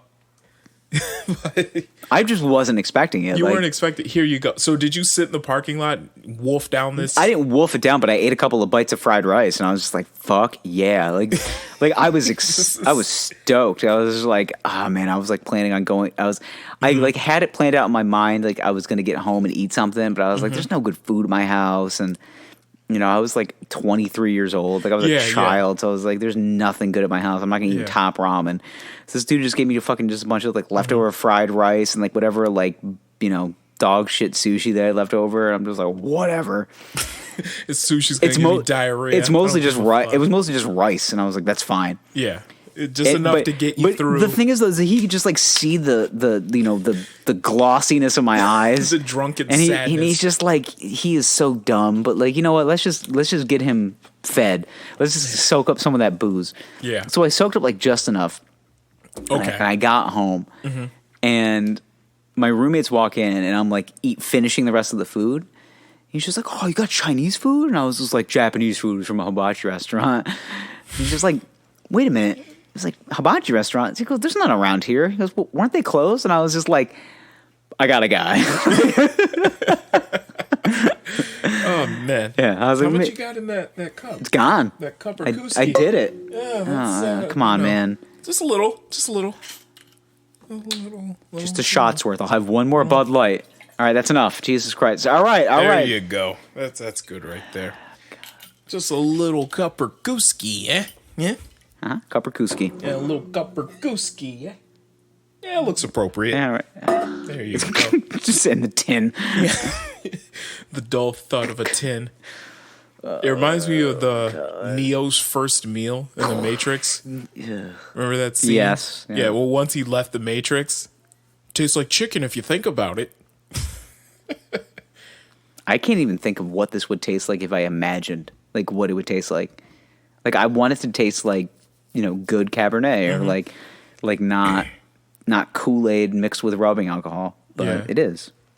It's a mixture of essential fats and amino acids, everything the body needs. The body doesn't need this. If you want to erode your stomach lining, this is probably a good choice. Yeah. Yeah. It's going to give you stomach cancer. There you go. Yeah. I'm already a prime candidate for it, though. You need it. You need it. You need it. So I feel like we've been walking down memory lane for these past couple of episodes. I mean last episode it was tell me a story about when you got knocked out. This episode is just tell me a story about when you were way too drunk to drive, but you did it anyway. Didn't get caught. Yeah. Well, at this point, these stories we're telling, what's the statute of limitations on a Dewey? I mean, because mine were like 9 years ago. Yeah, this was 7+ years ago. So okay. We're not incriminating ourselves. I mean, what are they gonna bang at my door and just be like, "Sir, we're here to serve you a warrant for a DWI. We didn't visualize." Let's see, statute of limitations, DWI. Okay. 10 years. No, less. The district attorney must commence a felony DWI prosecution within 5 years of the alleged date of the DWI. Perfect, we're good. All right, so I just got to do them within 5 years. Yeah. We're good. Yeah, we're good. Okay. Yeah, so those were 9 years ago. Yes. Yeah. Actually, the one I told you about New Year's, that was even longer. Perfect. That might have been 10 or 11 years ago. Dude, tell it in more grave detail. Well, they can't put you in jail now. It doesn't matter. I mean, I'm not going to go into like the graphicness of the adult situations. Was there anal involved? Accidental anal? Not in those stories, no. Yeah. Okay. There was accidental anal one time, though. Nothing. Is there anything more appropriate for a college kid than to have accidental anal? Accidental anal? Like, it's just Or you're trying to do panel and you have no idea what you're doing? No. Well, there's like equal parts yes and equal parts no. Like, okay. Here's another one. You ever, Okay. Where's the line? Like, where do you cross it where you do it or you start like, you start fishing around, Butt Cavern. Okay. And she's just like, go ahead. Do it. Like, do you judge her? Like, is that, do you, okay. What stage am I in life? We're talking. So like nowadays with a wife, that's fair game. Yeah. I mean, yeah. Well, that's not even weird. Like No. that's not. If she's just like it's anal night, it's just like that's just Tuesday at our house. like, well, that's okay. But like a girl, like I'll give you an example because here's the thing: is I didn't have the same hookup after college stage that you did. Not really. Like the one time it happened I was 22. Okay. So like I was living on my own for the first time, and it was fun and exciting. And I took a girl home from the bar, and we were doing sex stuff. And it got to the point where I was fishing around, as boys will do, and she just goes, "Do it," and I'm like, "Whoa!" I got freaked out. I was like, "What?" Okay. I was like, "No one's ever told me just to do it. No one's just said put it in my butt. Like no one's ever said it." Okay. Directly, like turned around. Mind you, she's, so she has to turn around and give me like a good hard stare and just goes, "Do it." It's like Jesus Christ. Okay. My soul came out. Okay. And I got nervous. I was like, "You sure?" Okay. Can your butt handle all this meat? Like, it wasn't.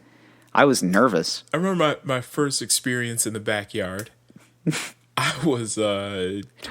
Playing a little backyard football. I was 20 at the time, and it was in college. All these stories were in college. Anyway. Well, yeah. I mean, this is when your experimental phase. Everybody does weird shit. If you don't do weird shit in college, you didn't go to college. Your dumbest, funniest shit usually happens. Yeah, I would say in college or like shortly after. The thing is, though, is that the best right now that we're 30 and we're in that prime age where we've now hit a new decade. Yeah. So now we're like. We're looking back on the previous decade. And you're just like, wow, I did some really stupid shit. Like, but even in hindsight, being 2020, looking at my drunk driving escapades. Yeah. Yeah, I did some dumb shit. And there's some other ones in there, too. I had a young Asian boy toss fried rice at me at a hibachi restaurant. He could see, like, he could have called the police if he really wanted to. But he what? He was cool, though. He was cool, though. Yeah. He was just like, sushi and fried rice will be good for him. Like, yeah, just let him soak it up. Yep. I'm sure he even said, "Yo, eat some of this before you start driving again." No, he just tossed it in the car. He's like, "Have a good night," and he just like walked away. Yeah, and he probably said to himself, "I hope he eats some of that before he starts driving again. Just like sit here for a minute, eat a little." I don't want to have regret. Yeah. That this, No, but you are tiny right, little though. white man. Looking at some of the dumb shit I did over the past 10 years. And I'm like, you know what? Could have been worse. But I'm better for it. Yeah. I mean, you have... even at 30, like, we don't know dick. Like, we know nothing. Like, the only thing I can say about being 30 is I'm 30. Like, yeah. And if a 25-year-old, he's a kid. A 25-year-old kid comes up to me and says, "I know this, this, and this." And I go, "You don't know dick. You don't know shit." Yeah. So... I had a COVID conversation with a 25-year-old the other day. Oh, God. How did that go? Well, it was my brother. So, okay. So, how'd it go? I mean, he was 25. So how do you think it went? Did he say something about he thinks the government is blowing it way out of proportion? He said some woke shit. Like, okay. What do you think a 25-year-old woke human would say? Like, it's just... God. And I go, "Hey, man, just stop." Why don't the bars just open? No. It wasn't that. Okay. I'll give him credit. He's very... understanding of the situation. Okay. He's just like, "I got a good gig. I work at home, and I'm cool with it." Like, it's just, but there's like a couple of things. It's like, man, like it was hard to drive around New York City. Like, yeah, it's like the epicenter of COVID. Yeah. Just like, well, I wish it was easier. Well, I mean, shit, COVID, no COVID, driving around New York City is hard. Yeah. It's You ever been in the Lincoln Tunnel accident? You ever been in the Lincoln Tunnel in rush hour? Oh, yep. talk about anxiety. It takes a minute. You're gonna be there for a while. I already have anxiety, like hanging out on like a bridge. Uh-huh. But like hanging out in the Lincoln Tunnel for like an hour. Oh boy. Yeah. Like that's a test for anxiety. Mm-hmm. Like if you're somebody that suffers from crippling anxiety, drive in the Lincoln Tunnel in rush hour traffic, hang out for an hour. Yeah. You'll be cured. Yeah. Yeah. Everything's fine after that. Oh yeah. You get out of that tunnel, you're just like, oh my gosh. I can breathe. Oh my god. Is it the sun? I had to take my shirt off. Oh god, that air's so dirty, I don't even care. Yeah, but being 30 is definitely a sobering age. You realize that I don't know shit. I don't know what's going on right now. Listen, your brain finishes maturing when you're about 25 years old. That's what they say. I know. Don't pour anymore. I was going to actually take a little swig of it because I'm a glutton for punishment. Ugh. That was so much. It's all over you child. I'm 30. I don't know anything. So anyway. How much of that wine did you drink? Of the good wine. Said you even Quite a bit, but I'm yeah. a sloppy bottom whore. Take a little more of that. Anyway. I was just saying, wow, you're having. Look at you. I said, enjoy your riches. Yep. It's a good bottle of wine. Oh yeah, I'm gonna savor this. I'll probably drink it a little later. Yeah, a little later after you go to bed. No. Like probably like tomorrow or something. I'll probably have a glass with dinner. Anyway. So. I like the terrible stuff. I'm not gonna lie. How? It's. I'll do it again. You have nothing to prove. Like No, I'm not proving anything. I kind of like it. Listen, Zach, there's a side of me that can appreciate the shitty stuff. I understand. I get it. You've known this for a long time. Yes. So, part of turning 30, I've kind of realized that you know nothing. And you realize that, okay, they say that the human mind fully matures around the age of 25. That's when your brain finally, like, fully gets to a point where everything is developed. The part of your brain that can process rational thoughts is fully formed. It's fully mature. Is that right? Is that the frontal lobe? I believe it's the frontal lobe, yeah. So where's the cerebral cortex come in? So is that shit, like? I don't know. So is that like? So general understanding is that I think the cerebral cortex is when that's like that's like your sixth sense almost, like, so it's like the thing that tells you this is not a good idea, this is a good idea, or this is a bad idea. Yeah. So yeah. it kind of gives you justification. Yes. Where the frontal lobe is is that your decision making, or is that just like your general understanding? I don't know exactly what part. I just know that whatever parts of your brain that process your rational thought, those finish developing when you're around the age of 25. Okay, hold on. So we're looking at part of the brain. Mm-hmm. Finish that. Part of the brain that controls emotion, speech, breathing, balance, memory, vision, movement. Let's just say rational thought. Part of the brain that controls thoughts. How about just controls thoughts? Let's look at this. Controls thought. Okay.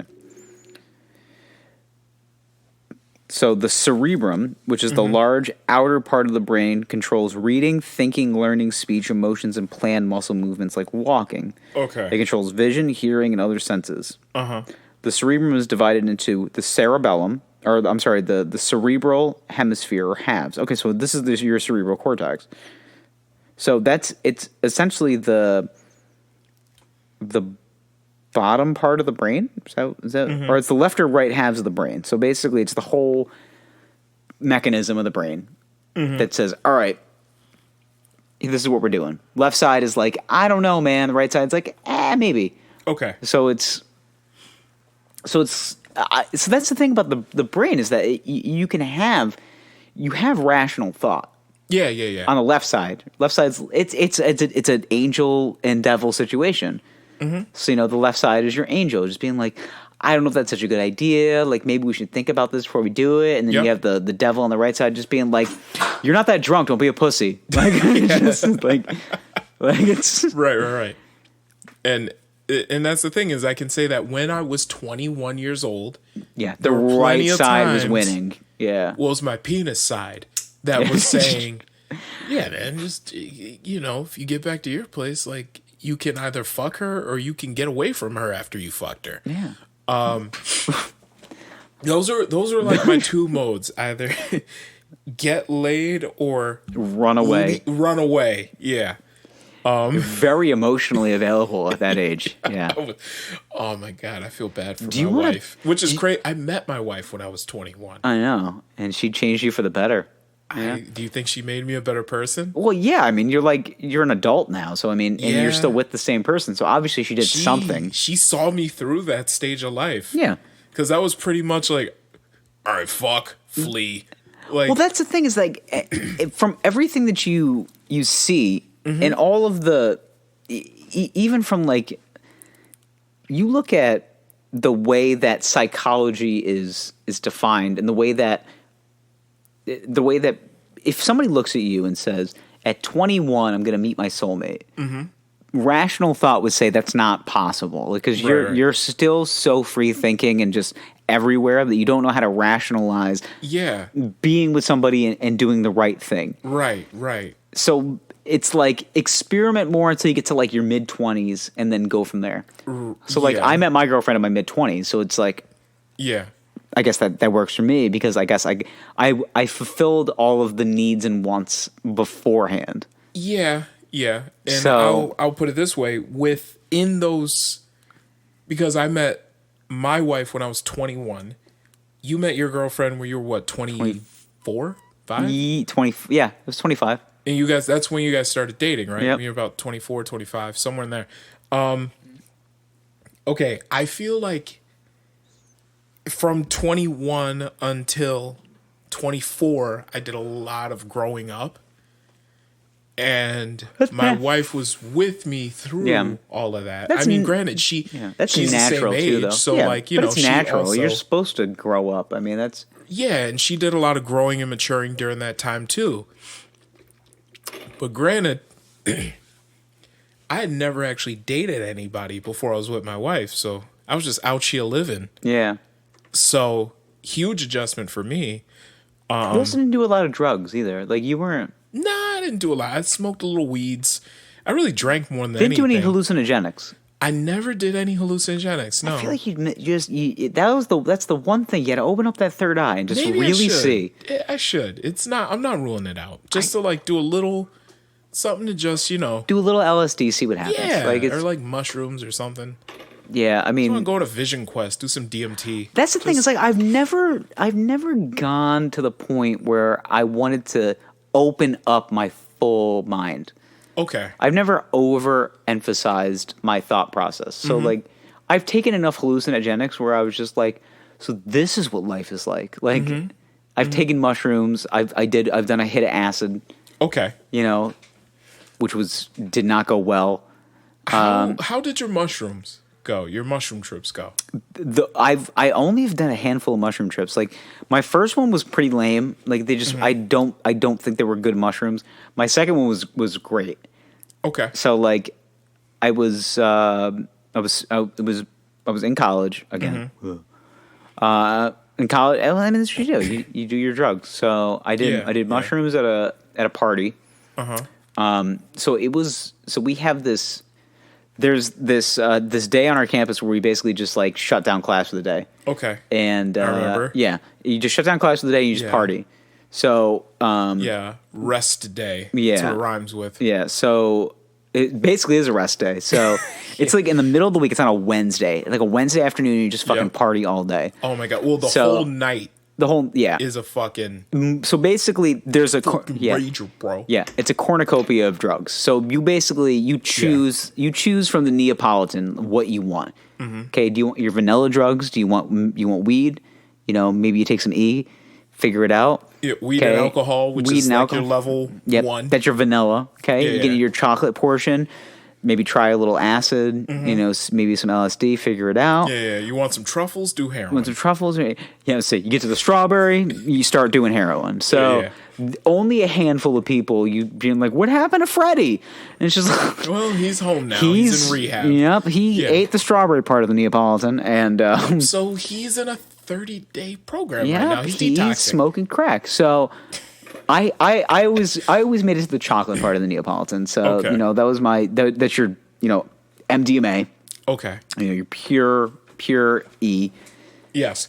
Or mushrooms, hallucinogenics. I said, I like to adventure. I want to see outside of me. Okay. So me and a couple of buddies took some mushrooms.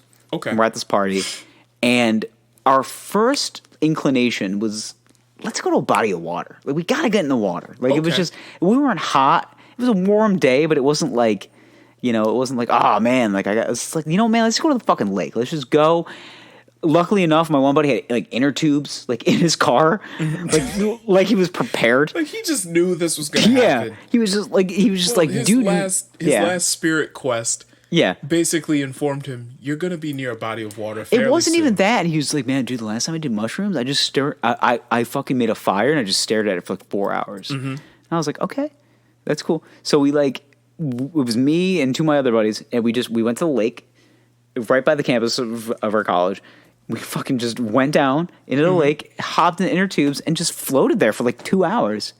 It was great. Okay. It was awesome. It was fucking awesome. It was you ran your hand across the water. It was rainbows.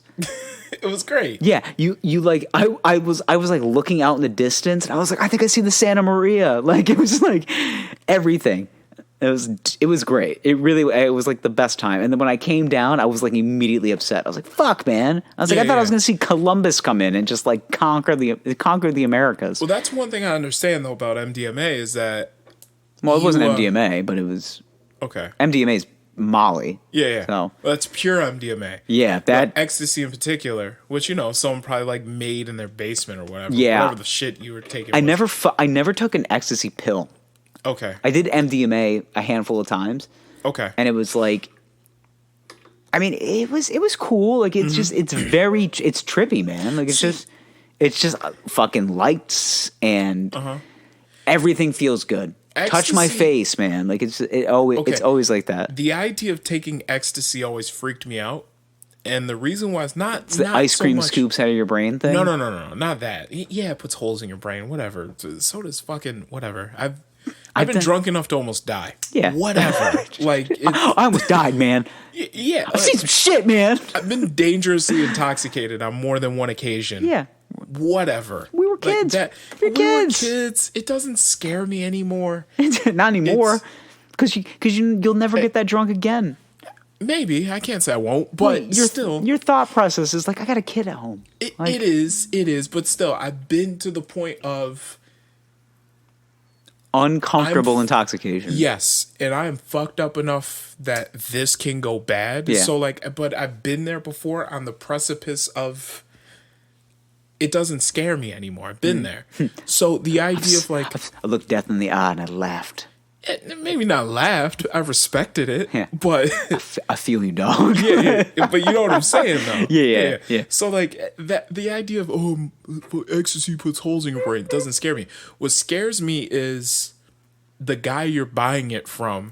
You don't know what the fuck you're buying. Yeah, I guess I got lucky because I knew all of my drug dealers pretty well. So, like, I remember one night we were actually out at a bar, and 2:00 in the morning, the bar closed. We're leaving, and this guy walks over. He was like, "Yo, I got that 72 hours, dog.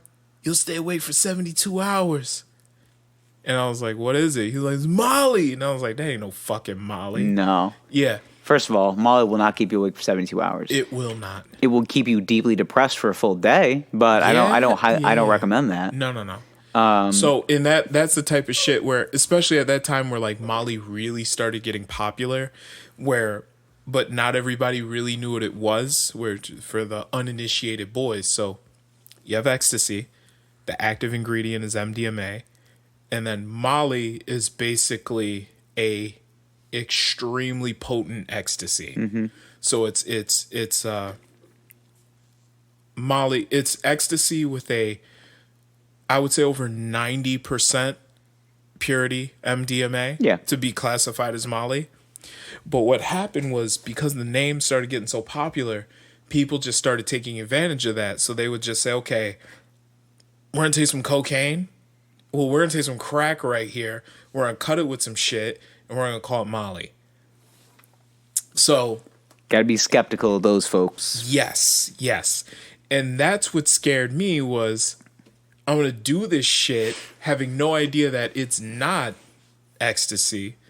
It's really some coke cut with Drano, cut with whatever the fuck else. Yeah.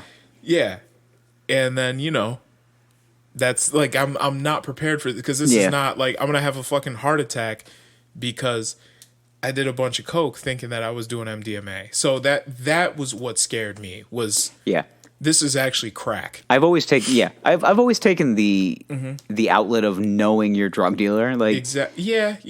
There's been some squirrely guys that were just like, let me sell you some drugs, and I'm like, nah, like I don't fucking know you. I don't trust you enough for that, man. You know? Yeah. And there's even some of my good friends that would sell me drugs, and I'm just like, I don't know, man. Like a couple guys, but there's it's the old adage of it's funny because I always use Pineapple Express. It's a perfect example. Okay, your weed dealer. Okay, if he becomes your best friend. Hey, that's a good weed dealer. Like, that's true. He's just a really cool guy. He's just a cool guy, man. Yeah. He's not trying to pull any punches. Shows up, he's wearing a drug rug. You want to hang out and watch TV? Like, yeah, man, sure. Like, if he's overly friendly, it's just because he wants to be a good businessman. Honestly, in my experience, the best drug dealers are women. I've only had one. Okay, so it was my buddy's girlfriend. Okay, she was. I mean, she wasn't my Molly dealer, but she would provide the Molly. Shit, though, yeah. And it was great. Yeah, and I was like, it was always good, and she was like nice, and she was nice. She was nice. She's such a sweetheart. Yeah. That was the girl you never could trust. I told you the story. So there was a girl on our, in my freshman year of college. There was this girl on our floor who was always had her weed was fucking way better than everybody else's. She's way better. Okay. But she used to get a train ran on her. Like, and that was her thing. That she enjoyed it. She was just like, she goes, she's like, here's some weed and you can fuck me until tomorrow morning. Like, it's just, that was just her thing. Yeah. She was cool. 21 and stupid, but that's what she enjoyed. But that's the thing. It's like, she was fine with it. And it's like, I look at her today and I'm just like, she's like a average adult. And it's so weird to me. It's just so weird to me because like her and her fiance. Pictures on like the gram. Yeah, for real. And I just look at her. I'm just like, I know like 3 of my boys ran a train on you. It's like it's so weird to me. And 3 of my boys. Like, yeah, like I just sat there and I'm just smoking weed in the corner, and they're just like airing you out on the other corner, and I'm just like, what the fuck is going on, man? This is not normal behavior. Here's your Instagram stories. You're like doing yoga and like your baby runs across the screen. Fucking and like, yeah. I mean Pilates. You were close, but like whatever. Like it's so fucking weird to me that you can look at that person today and they're just like, that was a phase, and I'm just like, nah, bitch. Like 3 guys, about 5 years. Like that's 3 guys a long phase. Went to town. Yeah, for hours. And this was Friday night. This is a Friday night. Yeah. You had to TA on a Monday. Like, did you ever feel weird looking at the same guy in your class, being like, you're picking up what I'm putting down. Yeah. It's, I guess from this perspective, it's such a weird introspective look at like then. White girls with dreadlocks. It's not even that. That's one of my favorite porn genres right now, but like that doesn't even matter. It is. White girls with dreadlocks with a chest tattoo. Like, it's just something about it. I don't know what it is. Yeah. It's just, I look at that girl and I go, that girl got fucked in college. Like, oh my God. Do you type that into the hub? Well, no, not like directly. I just type in, dreadlocks. Okay. Like, and then it pops up. I kind of want to search this on the hub. There's a handful of starlets that I'm just like, yep, absolutely. But okay, it's so weird to look at your Instagram feed and that girl with her 2 children and her beautiful life. Yeah, used to just be the drug dealer that used to get fucked. Like it's Right. so weird. It's very, very strange. And you want to think about it from the aspect of everybody gets a second chance and you're allowed to grow up. You're allowed to have your phase where you like girls, and then you marry a guy, and it's like it's not weird, but because you're supposed to figure it out. But 8 years later, you're just like, yeah, but like it still happened. I was there. No, you were absolutely there, and college is a weird time. I know, man. It's a weird time of life where because it's an interesting experiment. So you take a bunch of people that this is their first time really being away from home. Yeah. So just like you're 18, be an adult now. It's like, yeah, you're an adult, but okay, not really. Like, we're gonna put you in this, especially if you're living in a dorm, like this like segregated living situation. But not it's really. Just like it's mix it up with a bunch of random people. We went to a state school, so it's like young, dumb, and full of cum, ready to go. Yeah, but you're 18, 19, 20, 21 years old. Just stupid. Yeah, just and stupid. It's like, okay, we're eating high salt caloric diets, like just like ready to. Oh my god. Yeah. But you're living. Everybody's living together in this big building. Before you go on, we live together.com. We live together.com, and you're all allowed to intermingle, and for the most part, make your own decisions. But they're heavily they're supervised. Lightly supervised. It's funny when you say intermingle because, like, when I think of today, I just think of intermittent fasting. Okay. yeah. I mean, now shit. Like, yeah. We are fully on our own now. When I was 19, I used to eat high salt diets and I used to intermingle with just randos from wherever around. Now I intermittent fast. Actually, yeah. And I'm a child. Like, yeah, I am. Yeah. I have my baby tummy. I just want to make sure it never hurts me again. Yeah. And it's funny, though, because they put you in this... They're easing you into adult life, and then you got your friends that they get out of college. They're still single. And those are the ones that really got on online dating. Tinder, Bumble, Coffee Meets Bagel, J-Date, Coffee. Christian Mingle, whatever. I thought you were joking when you first said that. Coffee Meets Bagel. That's a real one. I have a buddy that was on that. It sounds like breakfast. I don't know if he's still really using it, but I have a buddy that was on that. Coffee Meets Bagel. You see all the apps, and God. And even then, like, I was talking to my wife about this recently, right? And she was telling me about a friend that she has who, like, the guy her fiance is like this incredibly jealous type guy, and he has no idea how many men that his girl has slept with, and doesn't particularly want to know because he's extremely jealous. But it's like, you guys met each other when you were 27 years old in the age of online dating. You got to assume that her number is probably kind of high, bro. Yeah. Like, she's gone through her college years. She's gone through her mid-20s. Like she's been out here fucking. Yeah, as have I was you gonna say. been. I was gonna say, don't judge a book. Right, like, right. If you haven't had the conversation with your girl about how many, like, listen, like, you don't have to ask for like sit. Don't ask for a batting average. Like, don't. Yeah. Just be like, what are you batting? You batting 300? Like, what are we doing here? Like, yeah. It's always a weird conversation when your girlfriend asks you, or even your wife is like, what's your number? And it's higher than hers. Because it usually is. Like, it's just, it is. Yeah.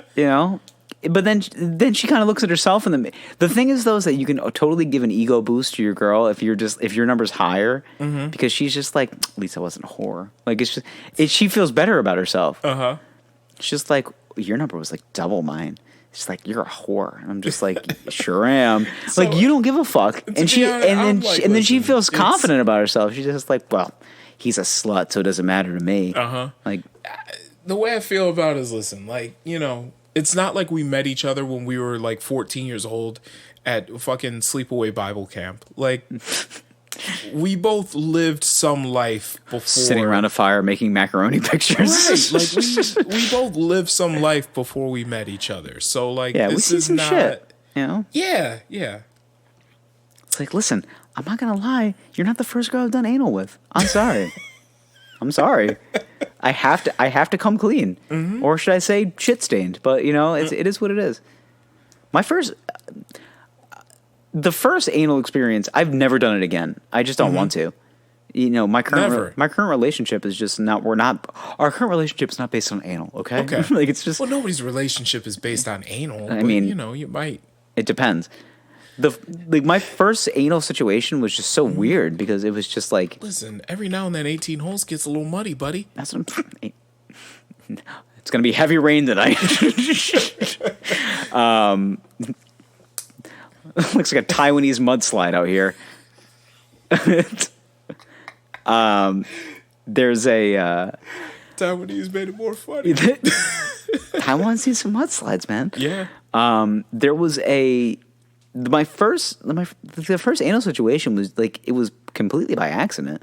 Okay. Like, I mean, it was very much like, well, we can't go in there, so my butt's available. Like, it was basically how the transaction went down. It was like, oh well, looks like my checking is full. Can I dig into the savings account? So she wouldn't let you get your Red Wings? She wouldn't let me get my Red Wings, but she was like, she fully suggested the butt. Like, and that was my weird thing. Cause I was like, okay, like that's fine. She's like, this is a no-fly zone, but I mean, the back landing strip is wide open. I'm just like, really? No one's ever offered me that so easily. Yeah. So I have questions. Like, so she was molested. No, well, it wasn't even. It's not funny because like later I found out that she was like double teamed, and that was her first experience, and I was just like, oh, damn. How old was she when she was double 20. teamed? Okay. I was like, why didn't you just say that? I thought you were gonna say she was like 14. No. She was an adult, kind of. Oh, somewhat. She wasn't even drinking age, but like.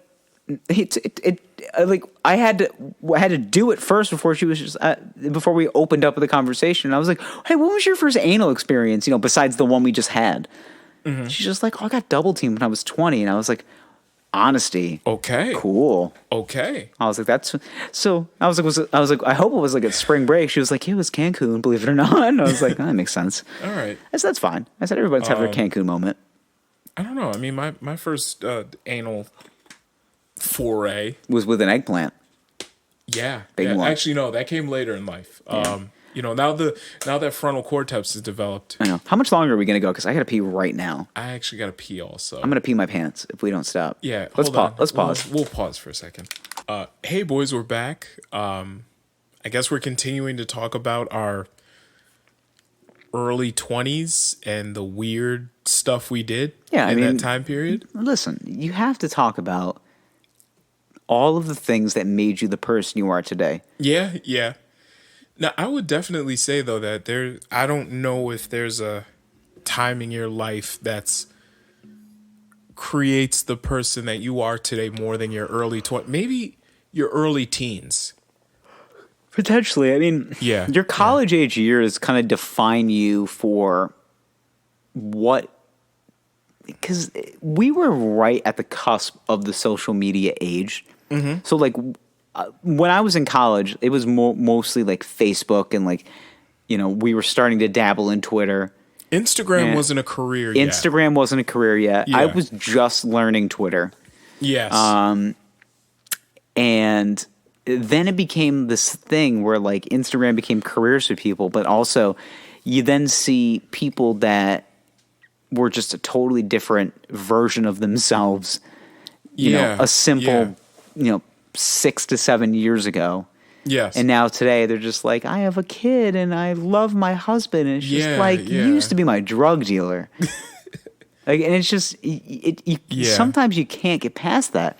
Yeah, and I'm this sweet Christian housewife. I know, and that's the thing. Is like the people that hide behind these Instagram filters, and it's just like, yeah. It's like, all right, like I get what you're trying to do, but like let's just call a spade at this point. How many girls do you know that are like sweet Christian housewives now, but you know that they used to get gorilla fucked on the reg? Baker's dozen. Yeah, there's a bunch of them. Yeah, there's a couple of girls that it's just like surprising that they're like really trying to hone in on this pure Christian livelihood, and you look at her and it's just like you are. My boy, I watched my boy fuck you on a pool table. It wasn't even a pool table. It was one of those 8-sided poker tables. Yeah, it was an octagon. So it's funny to watch that though, and then it's like now it's like I'm married to this simp from the country, and we have 2.5 kids together, 2.5 kids. Yeah, and it's like you know, but the question is, does he know? I don't think so, because I don't think he would have simped that hard if he knew. Mm-hmm. He'd have called her some modern harlot. Yeah, You're so filthy whore. You have been, I must say, you've been so unfaithful in all decree. Slut. Yes. Margaret, you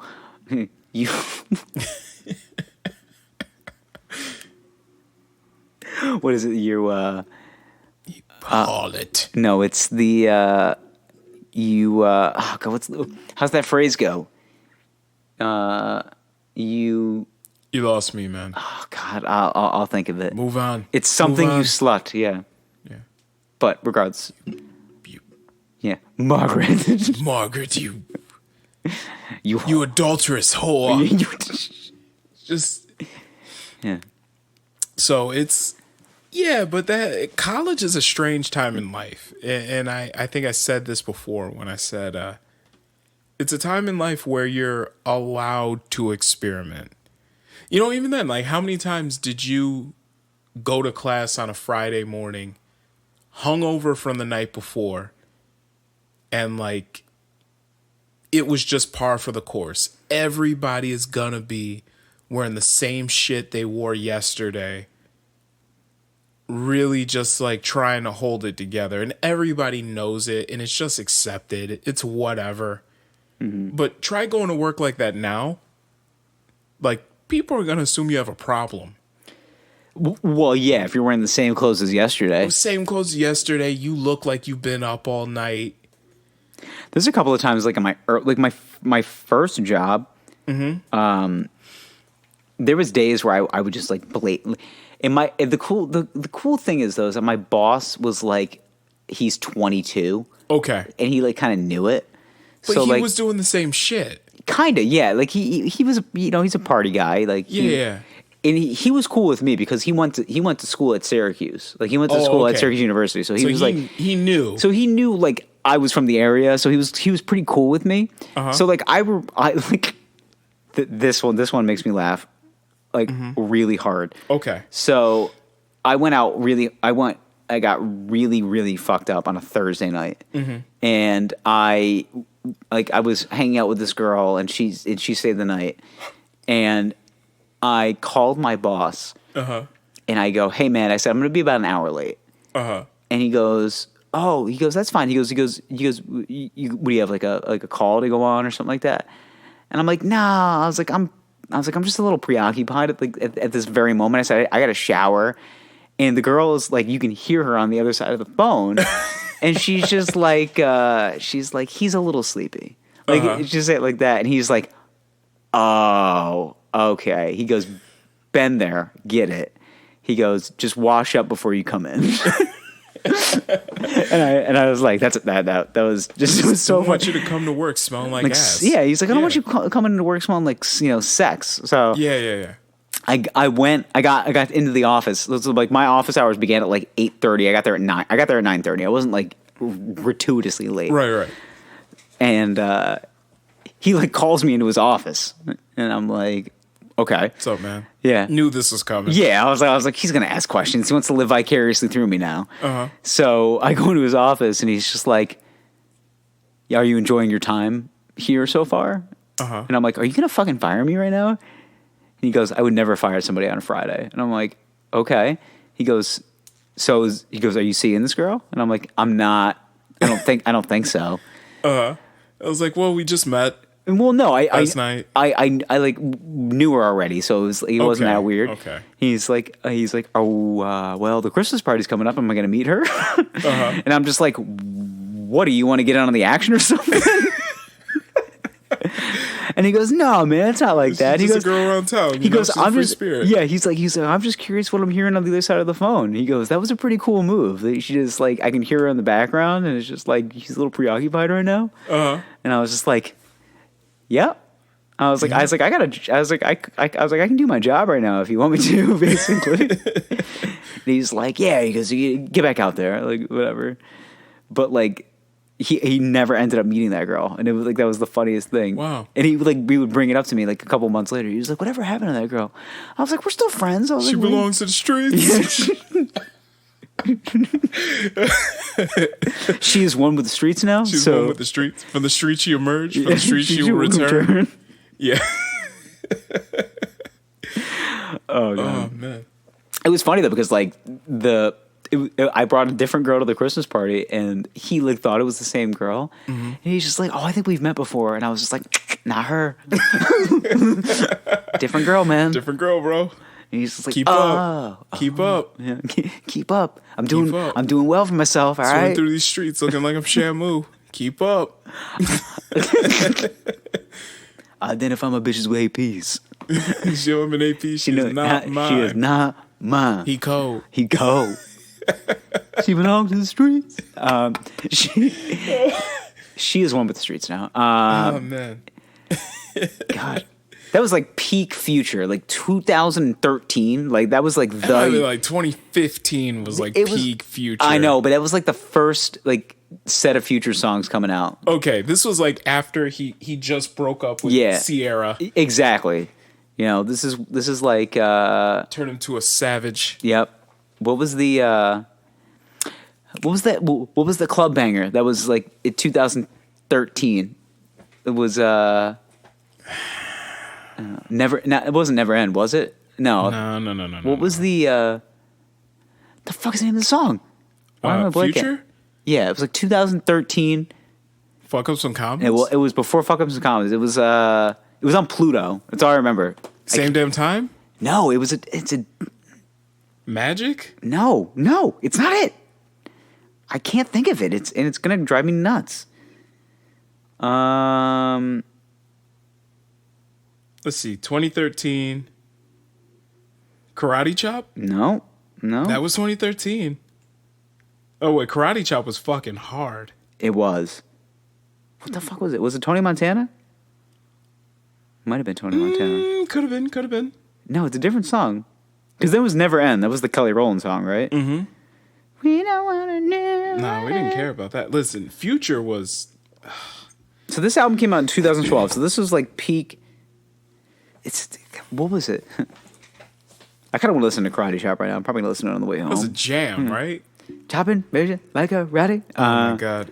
Future is my hero. It will be my hero for the longest time. Oh my God. Future's scumbaggery knows no limits. It knows... I love it. And the fact that Russell Wilson is now, you know, Sierra's baby daddy. Oh my God. It's just such a perfect juxtaposition of people. Yeah, she left Will and got with a Carlton. Yeah, I love it. I know, but if Carlton was like a supreme athlete. Listen, I still work out to Diamonds from Africa, a Future. And it's a slapper. The whole song is about trafficking narcotics. Yeah, it's a slapper and a half. My styrofoam muddy, my styrofoam muddy, my styrofoam muddy. Yeah. God. Yep. Factual things. It's just straight facts, homie. What can I do? Mm-hmm. I don't know. I think before we go, okay, we should go on the recruiting trail. What kind of recruiting trail? You know, Zach, I'm married. We can't go on that recruiting trail anymore. Not that recruiting trail. Oh.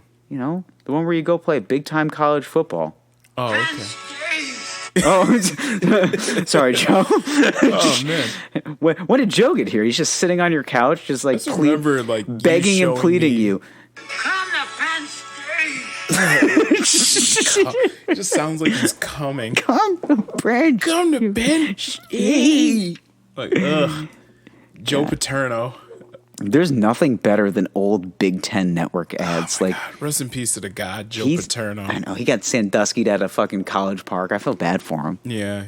I mean, part of it was he knew, he had to know what was going on. I know, but Sandusky had been there for a long time. They were very close to each other, and Jerry is diddling kids and Joe Pa's just being like property showers. He's just like, I got a top 10 recruiting class coming in this year. I can't fuck this up.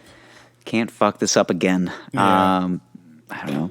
He was known though to recruit his ass off. I know. State college will never be the same, man. Like middle of nowhere Pennsylvania is just the hotbed for football. Mm-hmm. Like it's the states that have just this.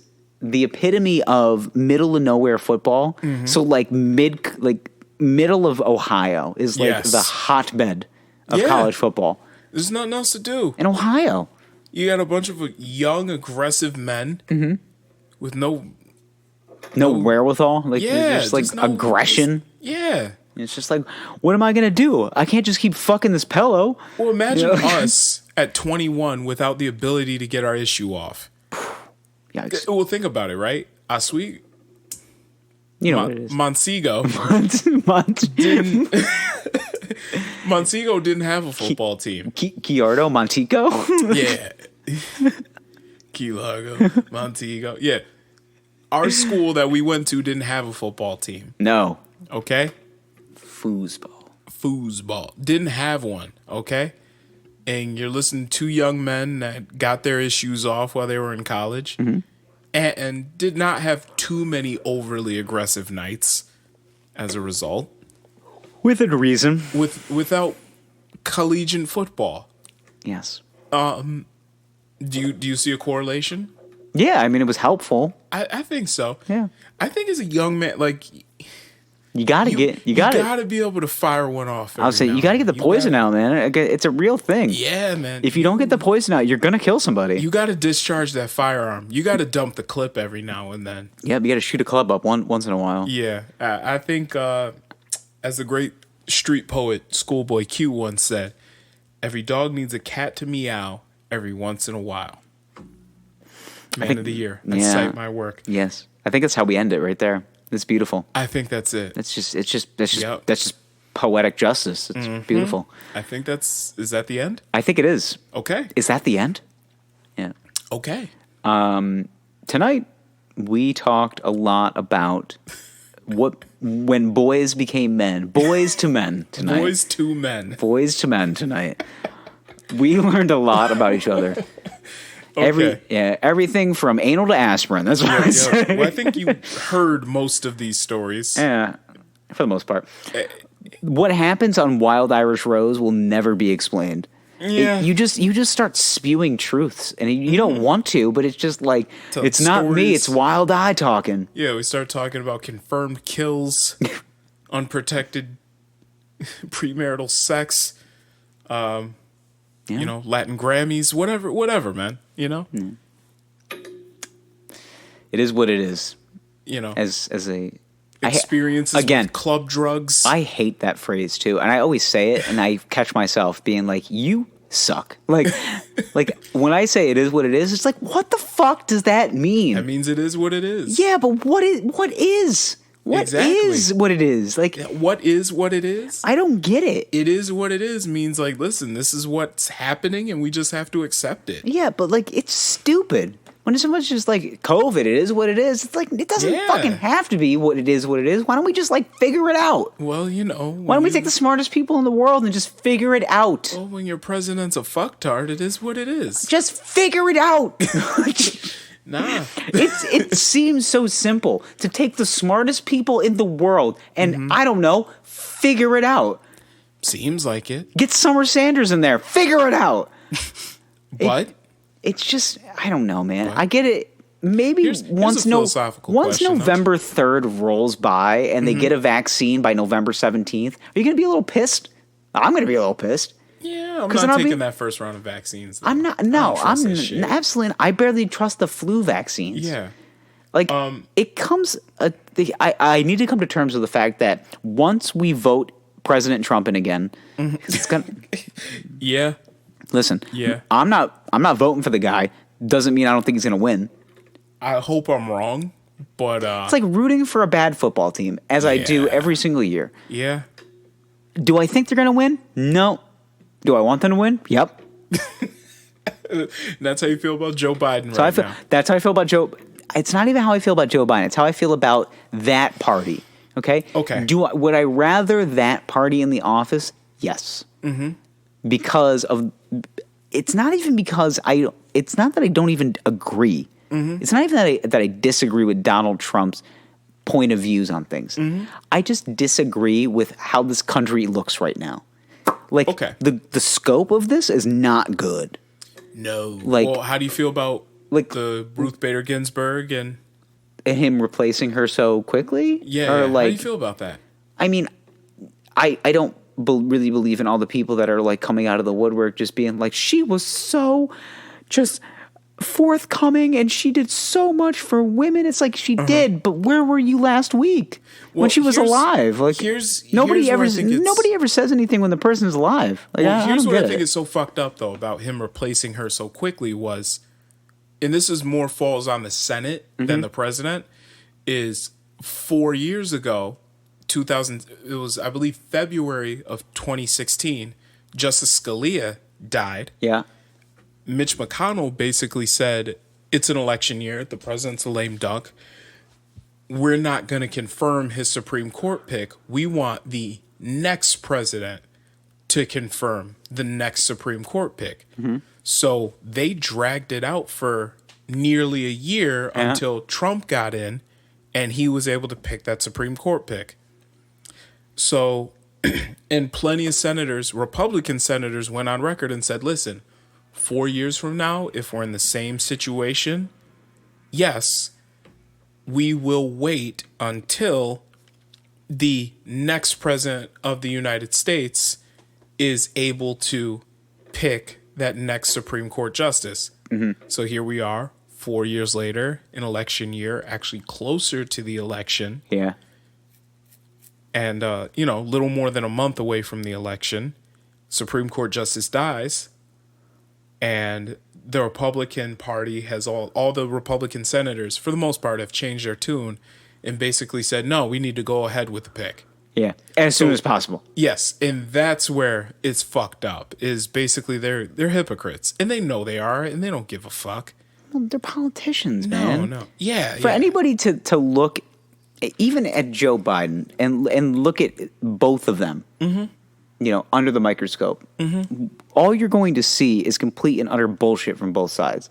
Oh, yeah. There's no such thing as a clean politician. If you can find one, even Barack Obama had some shit. They all got shit. They all got shit, man. That's how they get into the position that they are. Yeah, but you at least want somebody. I just want somebody to look at me in the eye and just be like, listen, we're going to raise your taxes. I'm sorry. Yeah, because we have to. Just say it. I just want somebody Don't fucking read me a 3-hour speech and then toss in there, by the way, taxes are going to go up. Sorry. Like, no, just look me in the eyes and treat me like a fucking person. But I generally want somebody that I think is trying to do the best thing for the country. But do you think Joe Biden is either? I think generally, like, he's going to try, but he's also there's a strong possibility he's going to die. Yeah, but that's why I think Harris is going to play a pretty big role. Okay, but in governing. Who's going to be her vice president? She's got Secretary of State. Okay. I think generally speaking, they want what's best for the country, generally speaking. Okay. And their way of getting there may be a little different from someone else's way of getting there. But generally speaking, they want to do what's best for the country. Okay. So let's look at the situation that's realistic. When Donald Trump becomes president again. Okay. When that inevitably happens, because I don't know if you've ever looked at America, but it ain't smart. So I see plenty of Trump flags in my neighborhood. I saw one pulling off the highway today. I go, how the fuck did that get there? Yeah, you see a lot First of them. of all, how did that get so high in a tree? Who climbed that tree to put that big ass flag up there? Right, like you love this man so much, you were willing to like fall out of a tree. A big one. It was like an oak tree. Yeah. I was like, that guy climbed a Hard, big high, fucking tree to high. just show how proud he was to put this Trump flag up. Like, Yeah. those are his people. Yes, You know, and they're they're gonna the go out, daredevils. and they're gonna vote In droves. in droves. Yeah, That's and the thing. I mean, and the problem is too is that he's got a good sense of humor. That's that's what makes me win. He's entertaining. He's Yeah. charismatic. He's fun to watch. Yeah, he's a fucking TV character. Yes, but entertaining and charismatic and fun to watch and TV characters are not necessarily what's good for the country. Yeah, I'm aware of that. I don't. You know, Do I think Joe Biden's the answer either? No. No, but I think he's better than what we got. I'll put it this way, okay? Let's say Joe Biden was president during this whole pandemic we're facing right now. Yeah. Would we have 200,000 dead Americans? I can't say directly. Do I think the situation would have been handled a little bit better? I do. Because I think it would have been handled more sensibly. Can I say that 200,000 people would have died under his on his watch? I don't know. I'm going to say no, and I'm going to say that confidently, and here's why. But how? Yeah. So where is your Okay. Here's what's your thought process? So Like, I that's what was reading an article a couple weeks ago, and this was when we were at around 180,000 deaths. Okay. Right, so 20,000 left deaths. Where's the article from? New York Times. A reputable source. A reputable source. It's the only way. That's the only place I get my news. I try to get it from reputable sources. I try. Even the Times sometimes can be a little skewed. Sometimes, I mean, but that's- anyway, that's- they it's journalism in a basically nutshell. They basically took the COVID statistics, the deaths and cases among different countries around the world. Is it based on population? Yes, based on population. Good. And they said, Those are the ones I trust. had the United States done an average job of containing the virus, not the best, Just average. average, C student, we would have had at the time, I believe it was only 45,000 deaths. And at that point, we had 180,000 deaths. So that's like more deaths than... We had a lot more deaths than we should have. And this is just in proportion to the population. I think right now we have like 25% of the world's COVID deaths, 4% of the population. So yeah, I think that, let's say Hillary Clinton won the election last time around. Okay. Based on Hillary Clinton's experience and her knowledge of government, yeah, I would say, and Joe Biden too, I would definitely say, yeah, had one of them been in office, like won the election 4 years ago, I think we would have done at least an average job. So you think that just based on that, because they are politicians? Not because they're, well, partially, but because of who they are, the experience they have, Okay. and also they understand But also, they are robotic enough and able to hide their corruption enough that they're not going to let their need to stroke their specific base hard enough to realize that I'm the president of the entire country and I need to do what's best for my entire country and not ignore this pandemic, but responsibly handle it. And let's nip this thing in the bud before it can get too out of control. okay. That's what I think. Especially when you see so many other countries that have way less cases and deaths. I think, yeah, if we had somebody that was more responsible at the helm, like, I know. yeah, it would have been handled But better. I think you're right. I think you are right from that aspect. But you also have to remember his point of view. and his point of view is not for the people; it's for him, and it's for a re-election. Yes, and I'm going to tickle the people that voted for me the last sooner, time. the sooner you get on board with the fact that he doesn't give a fuck about you, the better you're going to be. Yes, because he doesn't give a fuck. But the thing is, though, is that Joe Biden doesn't give a fuck about you either. Like he doesn't. He gives one more fuck than Donald Trump does. Like that's it. That's. I think Joe Biden cares enough to say, let's at least lead the country. Yeah, but who's to say until he gets in the office? Like I'm a seeing is believing kind of guy. As soon as we elected Donald Trump 4 years ago, and I say we, not even saying that we voted for him. I'm just saying collectively we are a part of this country, and we elected Donald Trump. Yeah. I knew. As soon as that came through, that Donald Trump was the going to win the presidential election, I said, "Well, 4 years are going to be weird, man." Like that's the first thing I said, and it was just a generic statement, just being like, "We just elected a real estate mogul, pop culture icon, to be the president of the United States of America." Okay, Abraham Lincoln was the president. And then I go, Abraham Lincoln, Donald Trump. I see a bit of a juxtaposition there. Yes. Okay. When I saw him come in, people were elated. He's a businessman. He's going to think about bringing American jobs back. Do you understand that if you bring certain manufacturing jobs back to America, that it's going to cost America more money to manufacture the stuff? Yes. And then ultimately adding taxes and debt to America. Also, those goods that are being manufactured are going to get more expensive. Yeah, because they're here. Because they're being made here. There's a reason why we don't mine coal in the U.S. anymore. Yeah, it's way cheaper to do it in China. And they have it. We don't really depend on coal as much as we used to. Yeah, anymore. The fossil fuel dependency is far less than it was even 10 years ago. Yeah. I mean, now, as it goes right now, right, as far as for electricity goes, we don't really burn coal anymore. We don't Coal's have a to. dying technology. It's DVDs. Yeah. Coal is DVDs right now. Yeah. We use solar, natural gas, and renewables. Yep. Solar, water, whatever, but majority of it is natural gas. There's a small segment that's renewables, and we're on the cutting edge of that stuff, as we should be. And the renewables are what's growing. So instead of let's bring back coal, why don't we train people to install solar panels, or just get a general understanding of energy? Yeah, just get a general understanding of energy. Like, it's not that difficult to get a grasp on renewable energy sources. No, like. The problem is that we're still this country that's run by these grumpy geriatrics that just think that we need to go back to fucking prohibition or something. Like I don't get it. And then you also have these people that live in the middle of the country and they're stuck in 1993. You're giving them credit. Yeah, we're stuck in 1972. Yeah. Again, I still think you're giving them credit. We're stuck in 1954. I still think they have separate water fountains. Like that's how far 54, back. Yeah, just it's.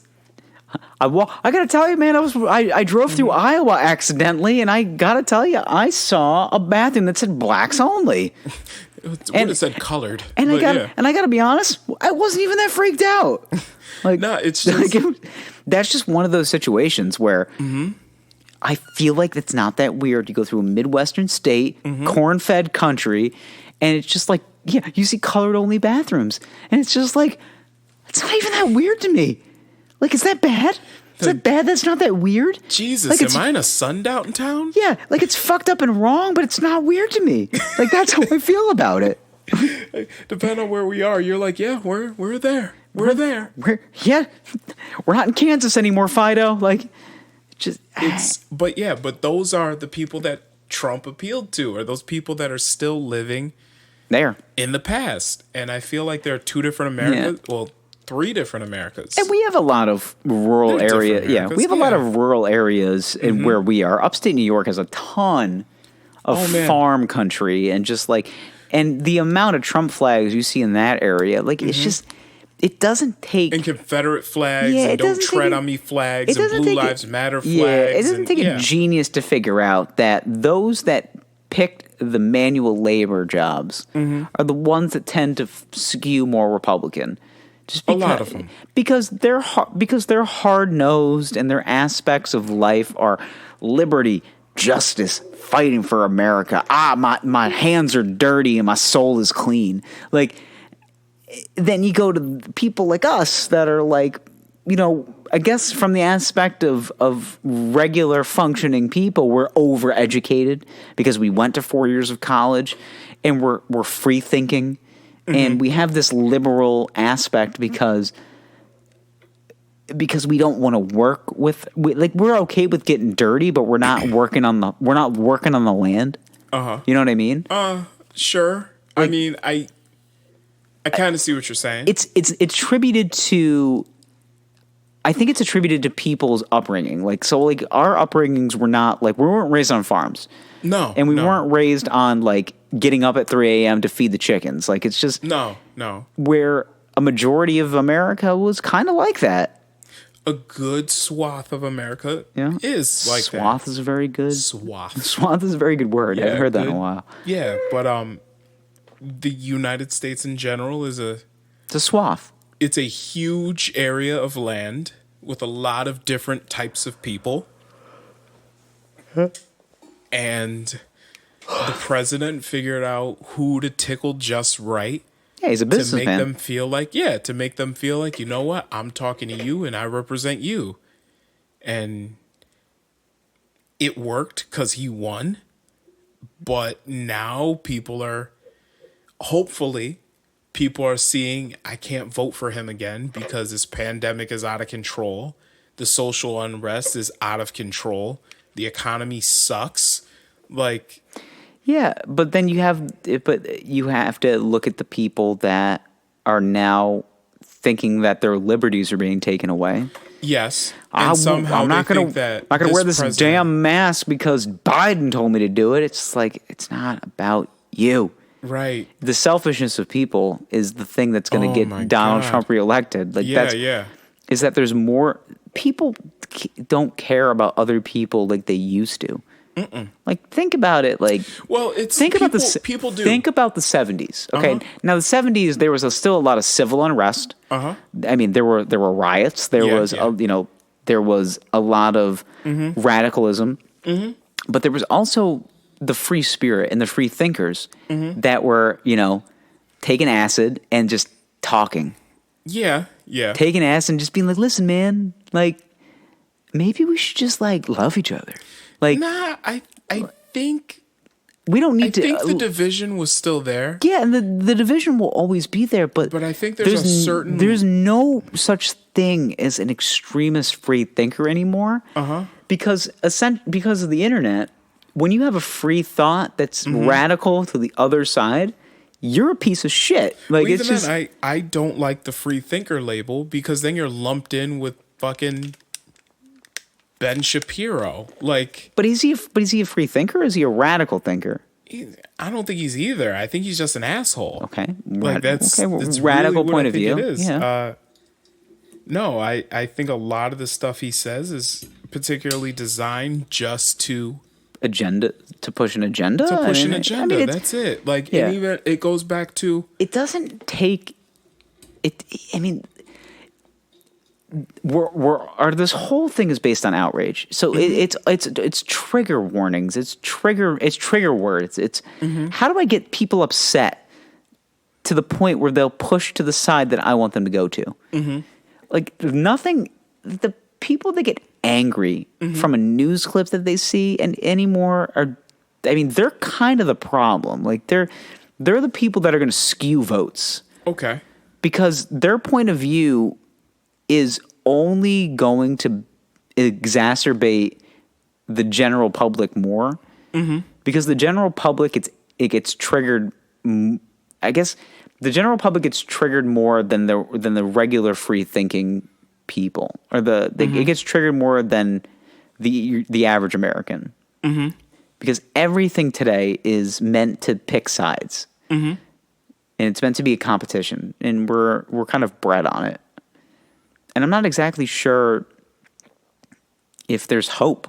I mean, I think there's enough hope for America, But I don't think that people are thinking for themselves anymore, and then they're just kind of being puppeteered by whatever extreme they want to be angry about that day. Okay. You know, like, oh man, like I would rather be angry at Joe Biden than Donald Trump, or vice versa. Like it's just we're in a shitty spot right now. Like everything is angry. You know? Yeah. We wake up angry for no reason, because we're just like, this day's gonna suck. This day's gonna suck because of the pandemic. This day's gonna suck because, I have to go to work during the pandemic. Like, did you hear what Donald Trump said? Yeah, of course. Like, it's again, we're just beating a dead horse at this point, but it's like, there's nothing more that we can do besides like just come up with your own thought process. Like, just don't let anybody tell you what you want to hear anymore. Please vote. Yeah, I mean, it's just it's not even like, I'm not going to sit here and do the whole vote or die thing. Like, just vote or die. Listen, do you love America? Do you hate America? Pick a side. Pick a side. Like, that's it. We joke, but like that's it. That is exactly what this election is.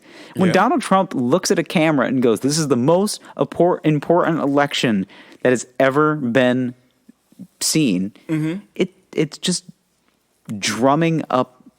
He's politicizing. I mean, it's what he's doing. I mean, it's easy to get angry about it, and I'm just not angry anymore. I mean, it just is what it is. At this point, it's just politicians being politicians, man. Like, it's just no point in getting angry. Get out there and vote, and try to make a difference. If you think your vote matters, it doesn't really matter that much. I mean, no, it doesn't. We live in a reliably blue state, so I mean, our vote matters from the aspect of it'll get counted, but does it really matter that much? No. Screaming in the wind at this point, it's like you cursing at something that's not there. Yes. You're just like, why do you spite me? It's just like, he's not listening. Like, just do what you have to do. Yeah. All right. Just don't vote for Trump. I mean, listen, boys, I'll come straight out and say it to our pod. Just don't. I mean, to do your civil liberty and go out and vote for, I will tell you, you vote for who you want to. Okay. You'll say that. I'll say that. You vote for who you want to. However, if you like what you've seen the last 4 years, you're kind of a fucking idiot. And I'm not just saying that. Like, if you really enjoyed these last 4 years, specifically this last year, if you've enjoyed this, like, because at this point, the first couple of years, you could say, okay, there's only a few assholes that are prospering right now. Yeah. Well, the first couple of years, you could say, okay, maybe those are still Obama era policies. 2020? Yeah. This is straight up Trump. Yeah, this is Trump's America. Yeah. This pandemic that happened, all of this shit that's going on right now. Yeah. Do you like what you see? Is this the variety hour that you wanted to watch? Specifically over the last year. Like, you cool with this? Like, are you cool with this? A 6-month lockdown. Yep. Civil unrest. Every state. Yeah. Listen, every black people single are going to be killed state by cops. Has rieted in some way, shape, or form. Yeah. Every state. Yes. Fucking Alaska. Had protests that turned violent. Yeah. Even had something. Mm-hmm. I thought all they did up there was, salmon, fish, and shoot bears. Like, I didn't even know black people lived in Alaska. That's how I felt about Minnesota. Even though it was probably like some sort of like native. Listen, when somebody that got killed by the police. When somebody told me the first thing that happened was there was a black man that was killed in Minnesota, I go, Minnesota? Are you sure you didn't mean like Mississippi or something? You like for the Timberwolves? Yeah, like are you sure? He goes, yeah, in Minnesota. I'm like, really? I thought they all left after Prince died. Why don't you go purify yourselves in the waters of Lake Minnetonka? Yeah. Like, it's just, I don't know, man. Instead of sitting here and us trying to figure it out, I mean, it doesn't. Nobody knows shit. And like the sooner we get on board with nobody knowing anything, the better we're going to feel. Mm-hmm. You know? Yeah. We just need to face facts that, like, we're going to rename this country to Amazon. Okay. Okay, so instead of the United States, it's just going to be Amazon Tesla. Like, that's what it's going to be. Yeah. You know? I like it. Welcome to Amazon Tesla. Amazon Tesla. But I don't know. I'm falling asleep. Me too. This has Me been too. a long I'm night. yawning. This has been a long podcast. Wild Irish rosing. That's what I call Yeah. it. Yeah. When you have too much wild Irish rose, you start rosing. I call it, I don't know what we'll call this episode. Truth serum. Truth Serum, Boys to Men, Dick jokes. Nasty Boys with a Z. Boys, but Nasty. all right. Young supple boys. Yep. Well, I just know for a fact that I'm going to try to never lose at fantasy football again because I can't drink this shit. This swill. Yeah. Okay. I think it's given me cancer, so. Yeah, that's a good thing though. You need a little. Of course. Everybody needs a little. Cause of the world. Spice up your life. Yeah. Every boy and every girl. All right. Spice up your life. We'll talk to you next week. We love you, boys. When Bye. you're feeling sad and low. I love you. Please call me back.